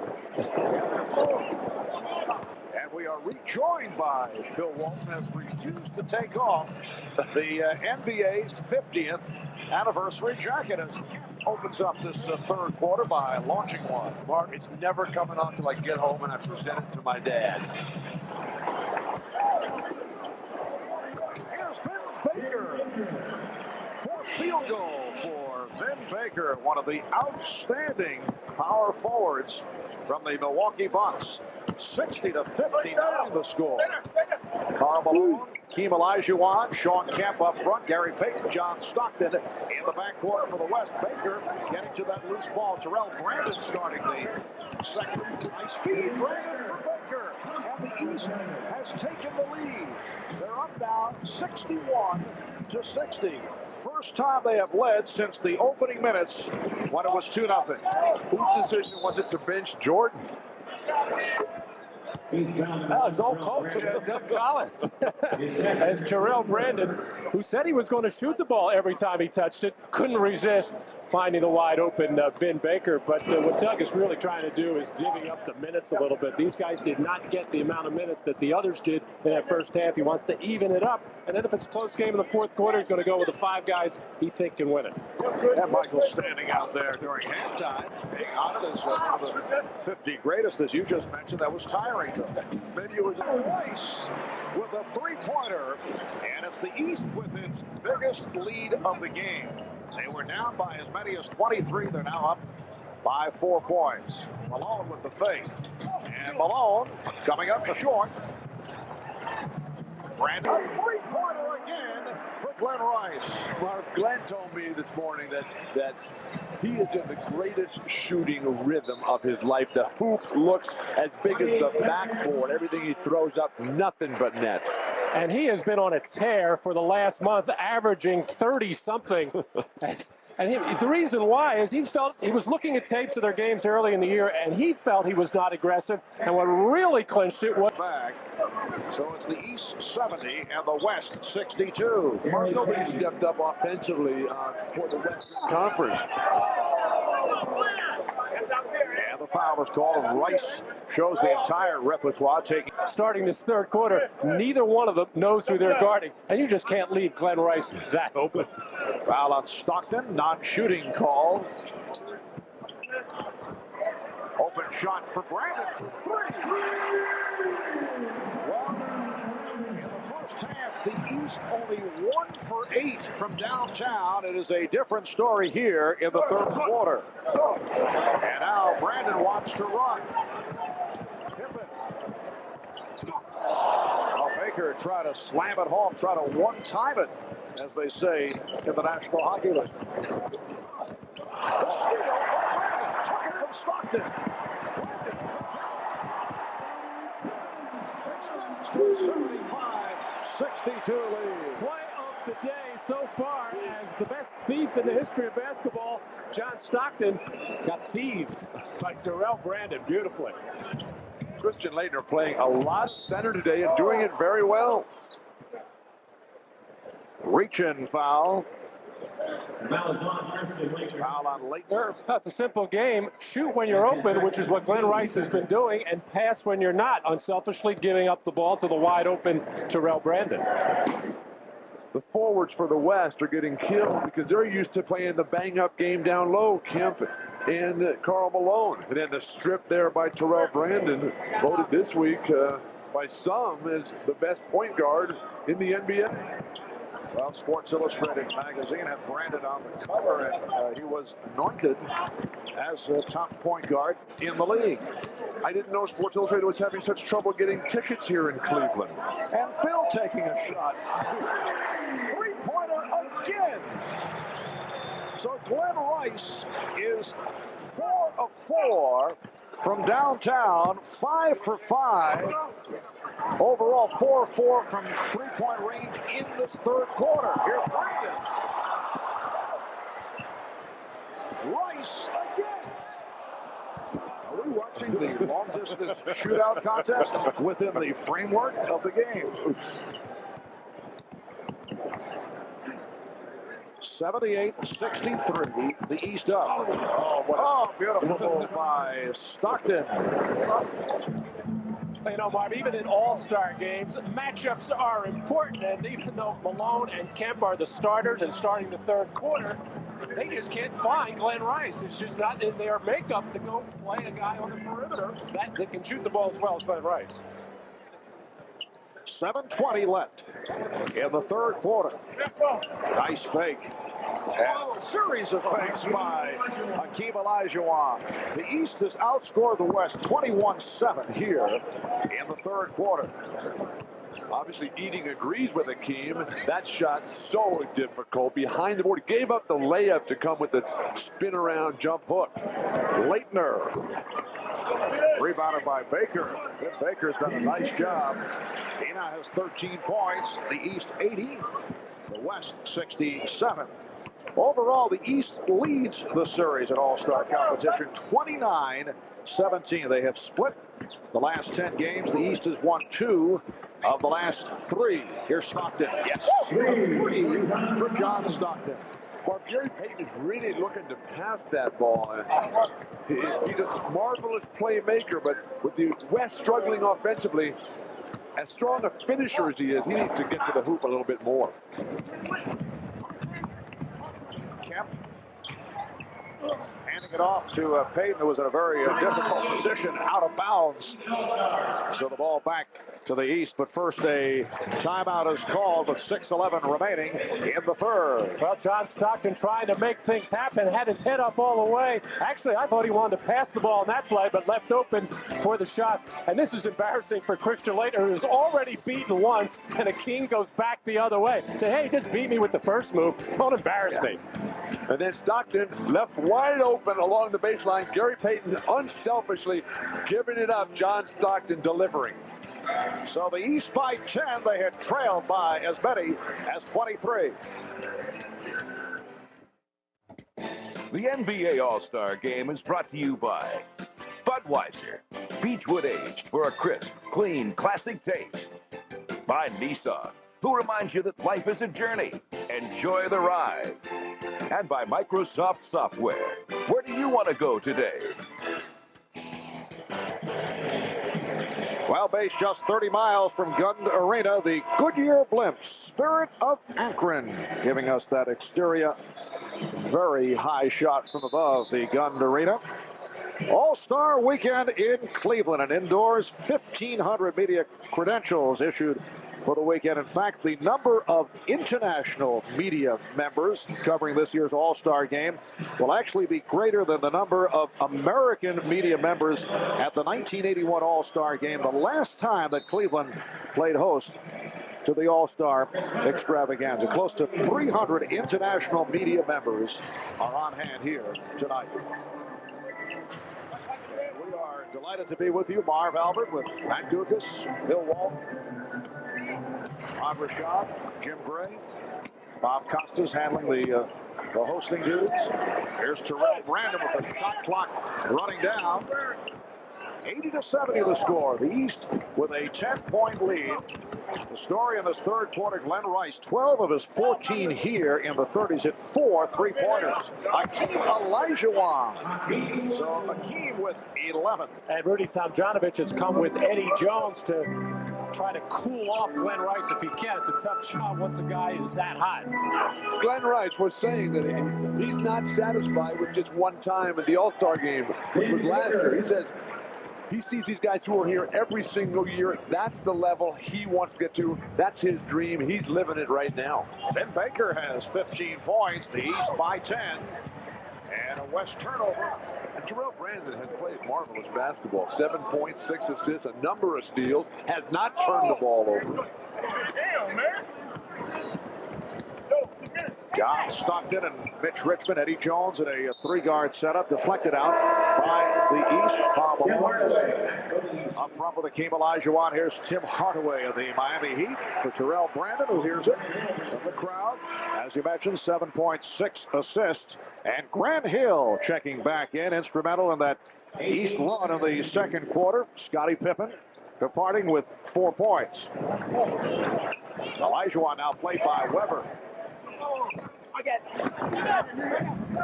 Just under 5 minutes remaining in the third quarter. East with the ball. They lead by 10. Rice in a battle with Jones. Excellent interior post passing by Chris Webber that time. Eddie Jones, who was marvelous in the first half and is really one of the game's best defensive players, just outmatched. This is an extremely tough matchup for the West trying to guard Rice.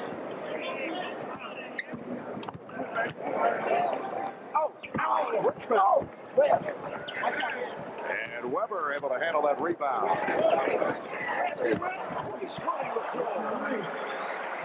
Now, Bill, this is not a statement, as Dave Cowan's enjoying the moments as he watches his guy, Glen Rice. This is not a statement against big men like yourself, and there are still several here in the game. Well, because I'm labeling them. And a foul is called. Foul on Jones. And Glen Rice wants to show that he is not just a perimeter shooter, that he has improved his post game as Eddie Jones was hung out to dry on the front there. And here running the break as big Chris Webber, who can pass the ball, delivers that one right on time. Okay, Marv, let's hear the big man. Well, with some of the key big men not in action today because of injuries, Patrick Ewing in the Knicks, Alonzo Mourning of Miami. Charles Barkley is a large force, but not one of the big men. Shaquille O'Neal of David Robinson. Right, David Robinson. He wasn't, well, but he would be here. All right. But the game has opened up. Obviously, we'd rather see some of those guys here, but we're having, I think, one of the more attractive all-star games in years. And the reason is that guys are able to flow a little bit more, and there's more room, obviously, to drive the lane. And I think that has added to what has taken place here. Nice move. I couldn't agree more, Marv, which is why so many of the big men don't play well in these games. It's up and down. Kareem Abdul-Jabbar, 6 MVPs in the regular season, never won the MVP of the All-Star game. The only award he did not win. Grant Hill, terrific defense. Kemp got the step, but had it broken up, knocked out of bounds 5. On the 24-second line. You tried to say it's a better game when the big fellas aren't in there clogging things up in the middle? At times. Rice taking it to Glen Rice with 18 points in this third quarter. Sean Kemp. That's only his second field goal. 18 points in the quarter for Rice. 18 of his 20 is an all-star record. Check that, he's one shy of an all-star record for most points in a single quarter. Or back to your big man diatribe there. I just like to say that that's why my favorite big men are the ones who are the versatily skilled ones, the guys that can step away from the basket, that can pass the ball, shoot the jumper. And not just the big galoots who stand underneath the basket and try to throw down slam dunks. Those big galoots. The record for most points in a quarter in all-star play, 1968, Hal Greer of Matt Gucas' 76ers with 19 points in a single quarter, and Rice with 18, so one away. 2:08 to go in the third. It's the East by 13 over the West. We'll be back with more from the Gund Arena in Cleveland in a moment.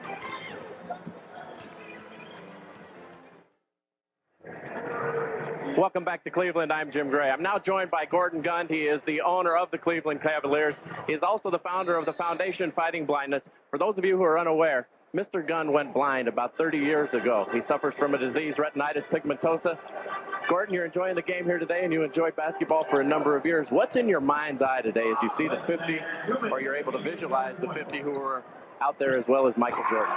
Well, I've got some remembrance of the earlier 50 because I could see those, but Michael Jordan, I always think of this whirling motion and balanced and acrobatic with a tongue hanging out and a smile on his face, and he knows just what he's doing. I've got he's a wonderful human being, too. He's just a great guy. Of the earlier ones, I do remember people like Bill Russell and Oscar Robertson and Wilt Chamberlain, a number of them. Now, you still come to all the games, and you are aided. You're able to hear the telecast or the broadcast locally with your earpiece, but you come to all the games, and is it difficult to be here, or have you gotten quite used to it? Well, I come to some of the games a lot. I hear them all on the radio, and either here in the building or at home, but it's... No, I get a good picture painted by Joe Tate, our radio announcer. He does just a terrific job. Do you feel the same type of emotions? You get excited and happy and obviously down when you lose? Of course, I get very down when we lose. Nobody likes to lose. And sure, I'd love to hear the team working well and as a team and as a unit. Hear and talk with the coaches about it. Hear what their strategies are. That's all part of it. Gordon, congratulations to you and your wife, Luli, and your brother. It's quite a tribute to you and your family that the game has come here to Cleveland. Thank you. Well, it's been tremendously exciting for us. Thanks very much, Jim. All right. Gordon Gund, quite an inspiration to all of us. Marv. All right. Thank you, Jim. Remarkable man. Gordon Gund, the owner of the Cleveland Cavaliers. We come up on a minute left in the third quarter. Hardaway. Hardaway with a three, and the East now leads 95-82. A moment ago, Glen Rice did make it 20 points in the third quarter. That is a new All-Star game record, passing by Hal Greer, who in 1968, there's Hal, one of the 50 greatest players of all time. Hal Greer had 19 in a quarter, and Glen Rice is also online for most points in a half. The record is held by Wilt Chamberlain, and he will take this very badly. 23 and a half, and Tom Chambers did it, 87. Here is the bucket by Rice that gave him 20 points for the half. What a performance by Glen Rice. I should see 20 in the third quarter, and he is in line to set the all-time record for a half. 3 away from Chamberlain and Chambers. 40 seconds left in the third. And a loose ball foul is called. It is on Baker. Let's go over to Ahmad Rashad. Ahmad just had a conversation with Glen Rice. Ahmad? Well, Marv, a lot of times it's hard to break a record if you don't know anything about it. So I thought that it was, up to me to walk over and tell Glen, and he was only 1 point away from the record of scoring points in a quarter. So what I'm going to do now is tell him that 23 points, is the record for most points in a half. You just broke the most points in a quarter, so you need just a few more. You can handle that, right? I can handle that. Okay. All right. Back to you, Marv. Marv, I want you to be the guy to go tell Wilt that he's no longer in the record book, and then at the same moment tell Wilt that Michael Jordan, where he ranks of all the players, okay? But Wilt will tell you that he had 24 rebounds in that same game. We're down to 38 seconds remaining in the third quarter, and the East now leads 95-84. Once again, the Dean showing his major influence on the game as it is being played. Or, to put it another way, annoying to players. Richmond for three. Back tap by Hill.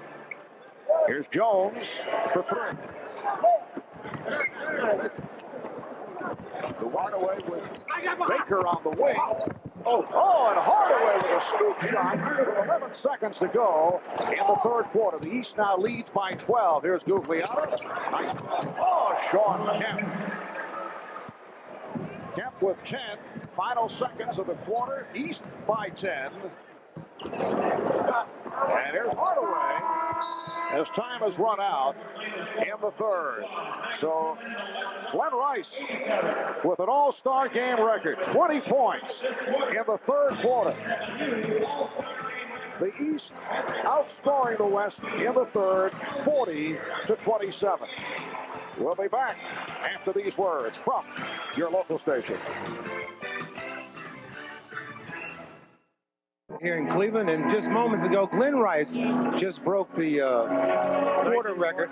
Yes, and you look back, and Hal Greer held it, right? Right. And this is Wilt Chamberlain, who looked back and said, sorry about that, Hal. Well, now, do you know that the other record is most points in a half is 23, held by you? Yeah, you mean that's going to go to, you think? I'm just trying to tell you that. Oh, well, I can do something about that. It hasn't gone yet, though, right? No, not yet. Well, I can do something about that. Even if I have to go back and put on some sneakers. You heard it here first. Maybe a comeback. Marv? All right, thank you, Ahmad. Wilt knows that he's in trouble. Well, threatening Doug Collins might help to yank Glen Rice out of the lineup. Well, there is the rundown. Most points in a half. The record shared by Wilt Chamberlain and Tom Chambers. There's Glen Rice, who scored 20 of his 22 points in the third quarter. So 3 away from tying the record of Wilt Chamberlain and Tom Chambers. Nice backdoor lead, but Mutombo could not put it down. As this fourth quarter gets underway, the East with a 97-87 lead. Mitch Richmond got the step and then whipped it out. Here's Latrell Sprewell coming up short on the three-pointer. The East squad with Penny Hardaway, Joe Dumars, and Michael Jordan in a three-guard setup with Dikembe Mutombo and Chris Webber. Webber on a spin and then lost the grip. Webber recovers. Dumars. Yes, a three. It looks looks like Michael Jordan content right now to just sort of run the club, set guys up. You know he has plenty of shooters out there to dropping back defensively. And Trepp's pass off the mark. Here comes Jordan. Michael Jordan with a change of direction and slipped it to Chris Webber. Jordan. Hardaway back to Jordan. Give it to him again. Joe Dumars has had a superb season, rejuvenated with the Detroit Pistons. Kind of stepped aside last season, looking to get Allen Houston into the offense, and he has reemerged as a force. Fires the three. And again, it comes to the east as Hardaway kept it alive. Here's Mutombo with a inside move. Is that what you were talking about, Marv? Yes. Foul on Gugliotta. Well, for the past several weeks online, our own Bill Walton has analyzed his greatest players of all time. And this week, we announced the complete results of who you, the fans, voted as the greatest of all time. Plus, Steve Snapper Jones providing a midseason NBA report card. And Steve will give us his analysis of this year's rookie classes, all at NBC.com/sports. And I'm told the voting for centers, Kareem with 70% of the vote, Akeem Olajuwon 22%, Bill Russell at 5%, and Wilt Chamberlain at 3%. You be sure and give Wilt this news, okay? We ought to send a mod back to Wilt to inform him of that moment. I have a feeling that the participants, as they say, skew young and may not have seen Russell and Chamberlain. 2-on-1. Shrimp puts it up with Sprewell. Catch and lays it in. Almost a 3-second violation as they were patty caking with the basketball there. As Penny Hardaway, not looking at Joe Dumars in that last possession, caught one right in the chops. The East leading 101-89. 9.5 remaining in the fourth quarter. Hardaway. Penny Hardaway to the reverse. He has 13 points, and the East up now 103-89 before a capacity crowd of 20,592 have begun to increase. And a timeout is called. Loose ball foul was also called on Hardaway.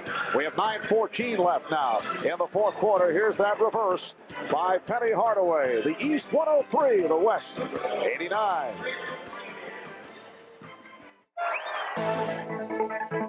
Miller Genuine Draft presents a classic moment of the NBA at 50.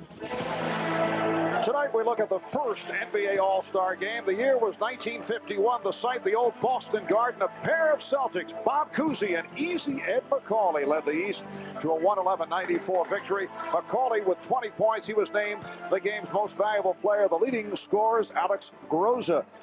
The old Indianapolis Olympians with 17. 13 for Bobby Davies. George Mikan with 12. There's Dolph Schayes behind old number 99. George Mikan. In recognition of this classic moment, Miller Beer will donate $1,000 to the Thurgood Marshall Scholarship Fund. 3 minutes in, fourth quarter. Marv Albert with Bill Walton and Matt Lucas, and Kevin Garnett back on the floor, showing the outside touch for Kevin in his second year with the Minnesota Timberwolves. That is his first All-Star field goal.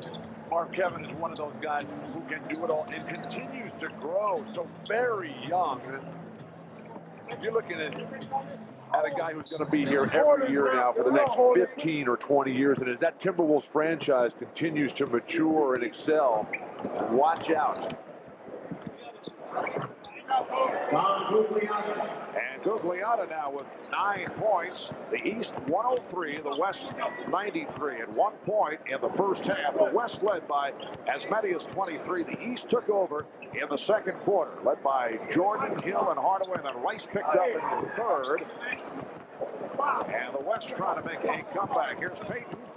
Payton taking all the way. Changed his mind. Could not be handled by Sprewell. Back comes Hardaway. There's Dumars for three. The save by Hardaway. Gary Payton really looking to pass that ball. So reminiscent of the year Mitch Richmond got the MVP when Gary Payton had, I think, 18 or 19 assists in that game. Pass intended for Jordan. On the way, broken up.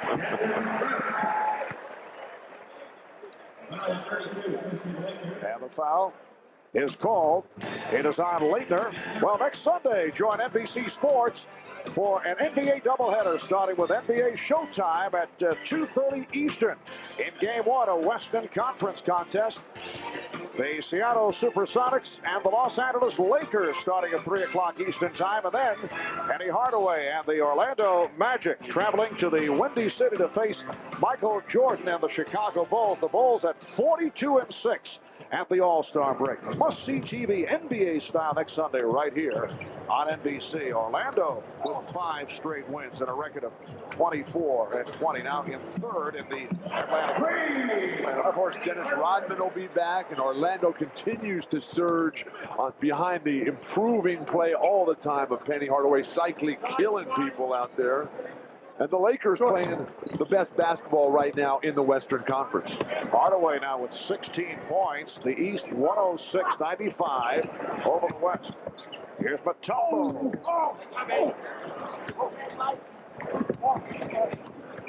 Payton.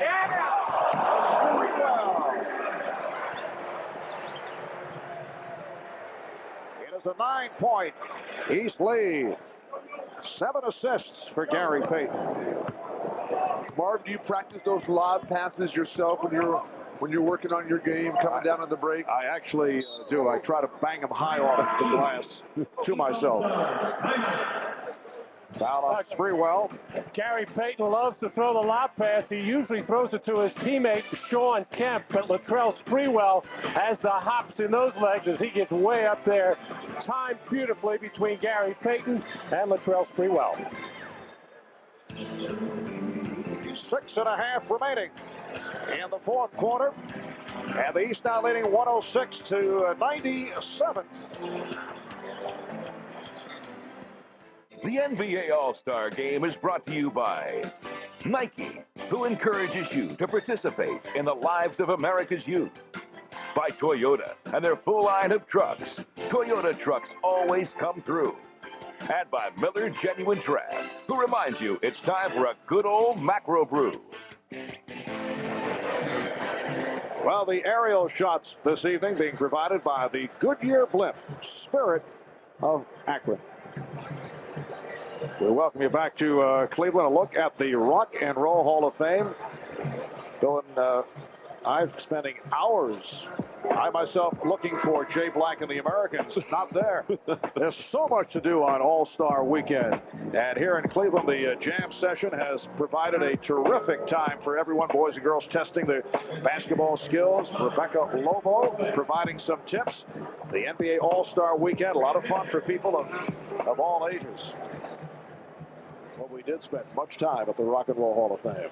Beautiful celebration here. The city of Cleveland, the Cavaliers themselves have done a perfect job of hosting this celebration of the sport of basketball. Oh, Michael Jordan with that hard drive off the spin, and he was fouled by Chris Gatling. That'll send Jordan to the line. I'm sure Michael Jordan is aware that he is just 2 assists shy of a triple-double. He's not thinking pass on this play. He just went right down Broadway with almost no resistance. You say you know he's aware, or you have the feeling that Ahmad is up to some chicanery over there. Well, he is 2 assists away from a triple-double. There has never been a triple-double in the history of All-Star play. So Michael Jordan with 14 points, 10 rebounds, and 8 assists. Oscar Robertson, Magic Johnson were both 1 assist away from a triple-double in previous All-Star. Oh, Jordan called for the hard foul on Garnett. Marv, at the All-Star shoot-around yesterday, the practice section, Garnett and Sean Kemp were putting on a slam dunk exhibition for the fans. That was a thing of beauty. They were looking down at the rim. Kevin Garnett is the second youngest to ever play in an All-Star game. Magic Johnson, the youngest by 3 months. Bill, you mentioned earlier that Kevin is still growing, literally. He's actually 7 feet, but his coach, Flip Saunders, just says he's 6'12", because Kevin, at this point in his career, does not want to be a center, although other teams are guarding him with the center. And, of course, in this game, he has played some of the center position, but he may just reinvent the so-called small forward position, because he has all of those types of skills, being able to shoot from the perimeter, handle the ball, and pass. And a wonderfully agreeable young man. Did he agree to do something for you? Is that Leitner with the bucket and the foul? So Christian Leitner will go to the line. But Kevin Garnett first went up to Minnesota, and Kevin McHale, who runs the operation up there, was showing him around, and they said, well, here's the equipment room and whatever you would like. And Kevin said, wait a second, you mean I don't have to go out and buy my own shoes? And Kevin, you can have as many pairs of shoes as you would like. The East up 111-99.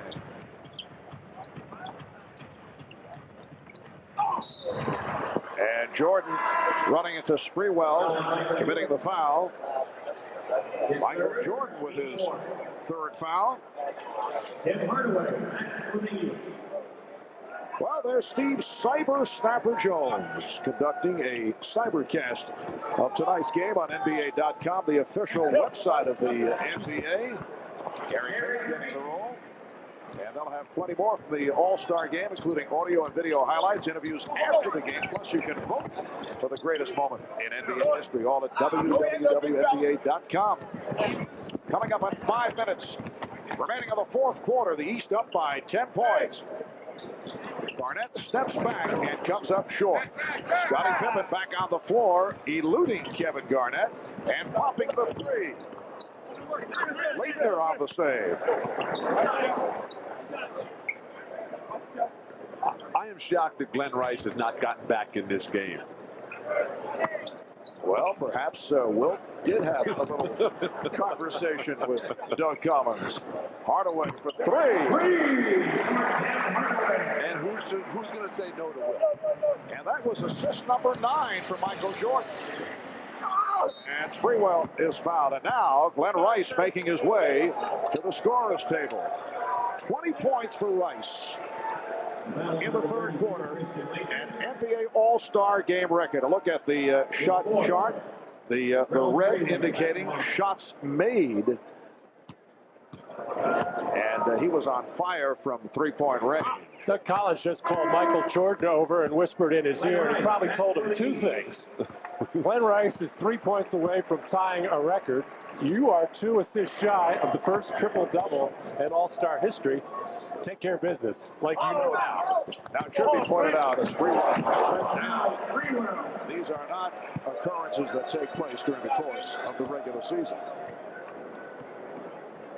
But the fact that things have been on the loose side at All-Star play, the stats do become of significance, and they are being passed on. The East is up by 10. Jordan 1 assist away from the first ever triple-double in an NBA All-Star game, and Rice 3 points away from a record for most points in a half that is held by the combination of Wilt Chamberlain and Tom Chambers. Here's Jordan with an opportunity. There it is, triple-double from Michael Jordan.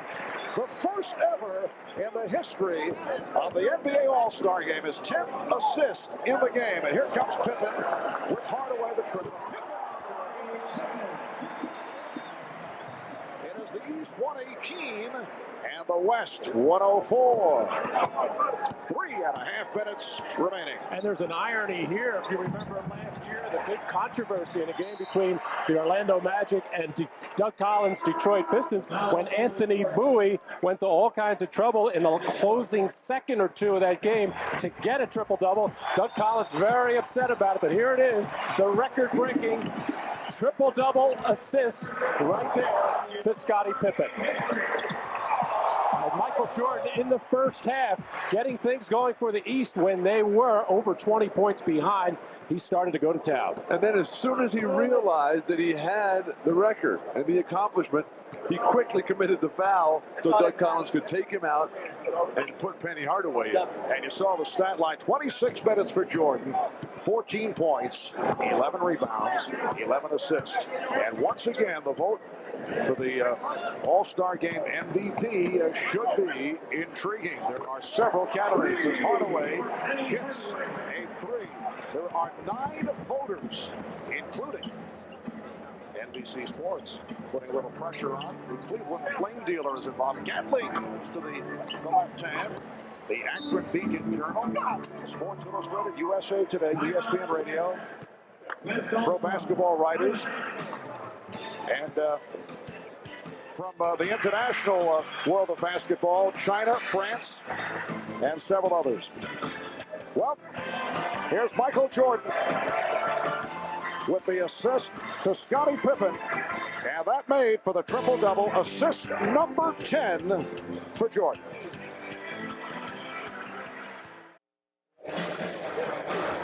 Welcome back to Cleveland.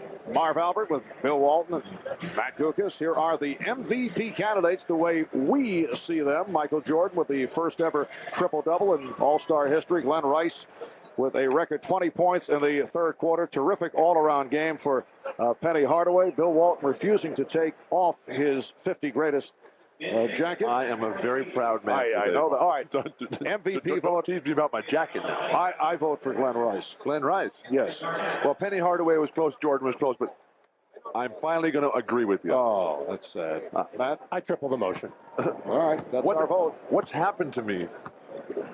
Unless there is a dramatic turn here, we still have 2 minutes and 54 seconds remaining. And the East leads 121 to 107.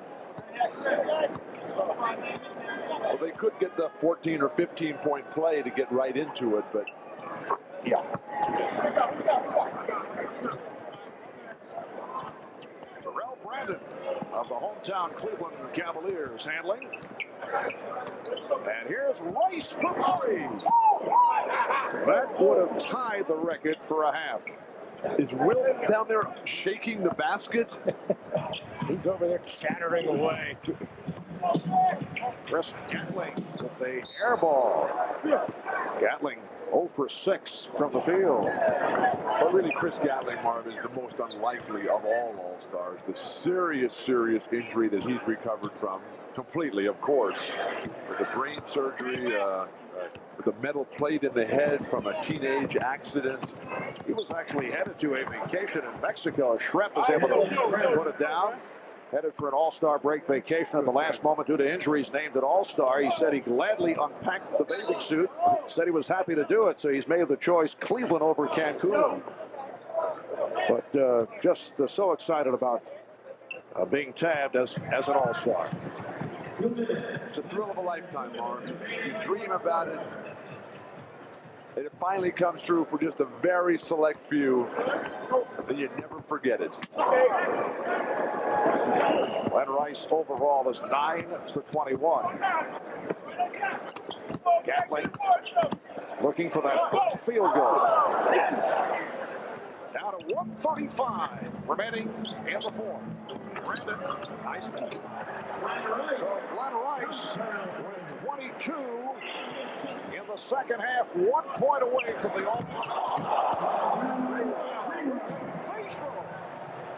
The East now leads 123-112. Still time for Glen Rice to pass by Will Chamberlain and Tom Chambers for most points in a half in All-Star play. For the game, he has 24. For the half, he has 22. Well, after that last time out, the East has come out on a couple of occasions trying to run a set play for Glen Rice. Nothing doing, but just on freelance basketball, the fast break, the penetration, Glen Rice moving without the ball. Timeout is called. 1:23 left in the fourth.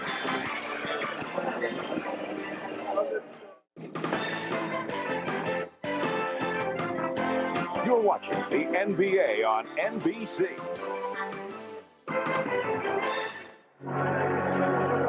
Marv Rashad back at Gundarino. Now, Marv, I just want you to know that everybody has to do their part in breaking records. You know what I mean? I told Glen Rice that what he had to do to break the record, and Doug Collins is now doing his part because during that timeout, he diagrammed the play to get Glen Rice open so he'd have a chance to break the record. Marv? All right, let's see how this plays out. Rice with 22 in the second half. You see that enormous 20-point third quarter. The record for most points in a half, 23, that is held by Wilt Chamberlain and Tom Chambers. That is an all-star play. And if all that fails, as far as getting a set play, Glenn could do what the East did to get back in this game in the first half, just basket hang. All right, here's Pippen. Rice is down low, being watched by Schrempf. Trying to set Rice up. Here it is. Has the open. No, he had the open shot. And now threw an air ball. He'll say it's an assist. The pass as Baker was able to put it home. He's working on his own triple-double. So the East now leads 125-112 with 1:05 to go. The Scantling with his first field goal. It's amazing to see Rice's numbers, though, just with 20 of them in one quarter, just 2, 2, and 0. Now Garnett is guarding Rice. Get out of his way, let him go. And let's see, last touched by Garnett off the foot of Garnett. Down to 51 and 4/10 seconds remaining in this fourth quarter. And they look for Rice. And here he goes off for Pippen. And Baker is stopped. He's fouled. These guys who are getting the offensive rebound, they need to bring it back out and feed Rice one more time. Wilt looking a little nervous. Very puzzling news. I mentioned earlier the ballot as you take another look of Rice getting the step. And then the foul on Baker. A French newspaper taking part of the MVP voting, and the votes coming in, they voted for Gary Lewis. 42 seconds remaining in this fourth quarter, and the East is up 127-114. Uncontested. They're just shadowing Glen Rice with Garnett. Garnett is not even taking his eyes.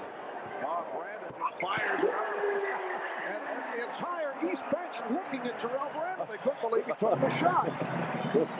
130-116 over the fans here. London Payton right back down to 20 seconds. Rice guarded by Garnett. Brandon now trying to get him the ball. Rice being held. They're going to put him on the line. Right. So the foul on Garnett. His second.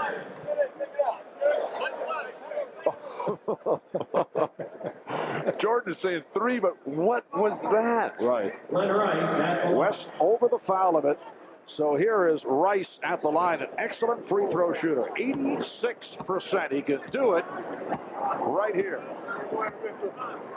First appearance at the line tonight. And that ties the record. Oh, Wilt. You tell him, Marv. Wilt Chamberlain, Tom Chambers, Glen Rice in the record books at the moment together. 23 points, most points in a half in all-star play. And this is number 24 for the half, and that is a new all-star game record. Final seconds in what has been one of the most entertaining games in many years. Payton with the slam. Payton with 17. The East 132 and the West 120. Here's Brandon looking for another shot to end it for 3. So the final, the East 132 and the West 120. The East has won 3 of the last 4.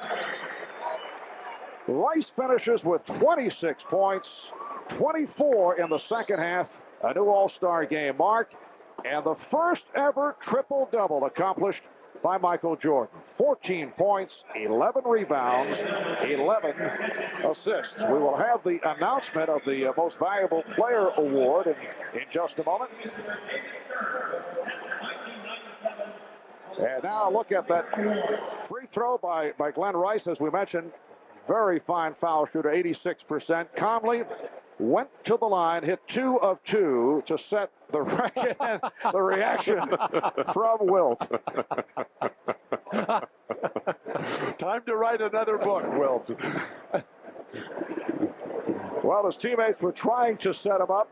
Some had other thoughts on the matter, but Rice did break the record. Let's go over to Ahmad Rashad. Ahmad? All right, thank you, Marv. It is now time to make the presentation for the 1997 NBA All-Star Most Valuable Player Award. And to make that presentation, the commissioner of the NBA, David Stern.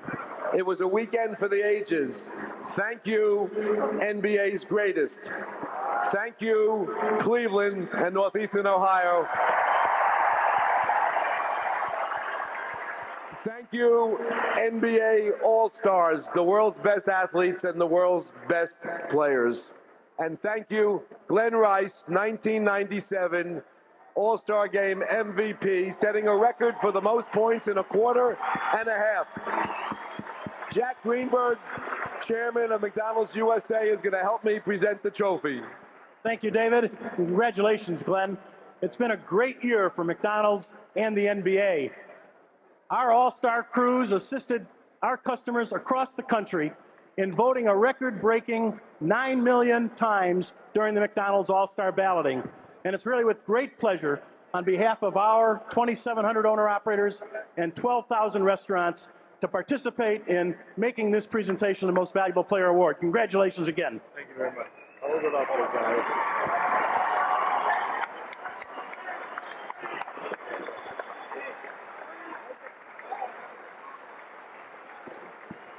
All right.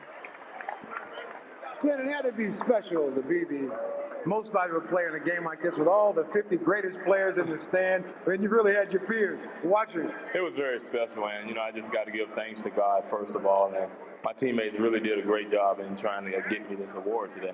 All right, congratulations to you. Thank you very much. All right, back to you, Marv. Thank you, Ahmad. Glen Rice of the Charlotte Hornets winning the Most Valuable Player Award in this year's All-Star Game. What a performance in the second half for Rice. Again, the final score, the East 132, the West 120. Tonight here on NBC, who knows what evil lurks in the hearts of man? The Shadow knows. Alec Baldwin stars in the movie blockbuster The Shadow. From Matt Dukas, Bill Walt, Ahmad Rashad, Jim Bray, and Bob Costas, I'm Marv Albert saying thanks for tuning in. We say good night from the Gund Arena in Cleveland. This has been the NBA on NBC.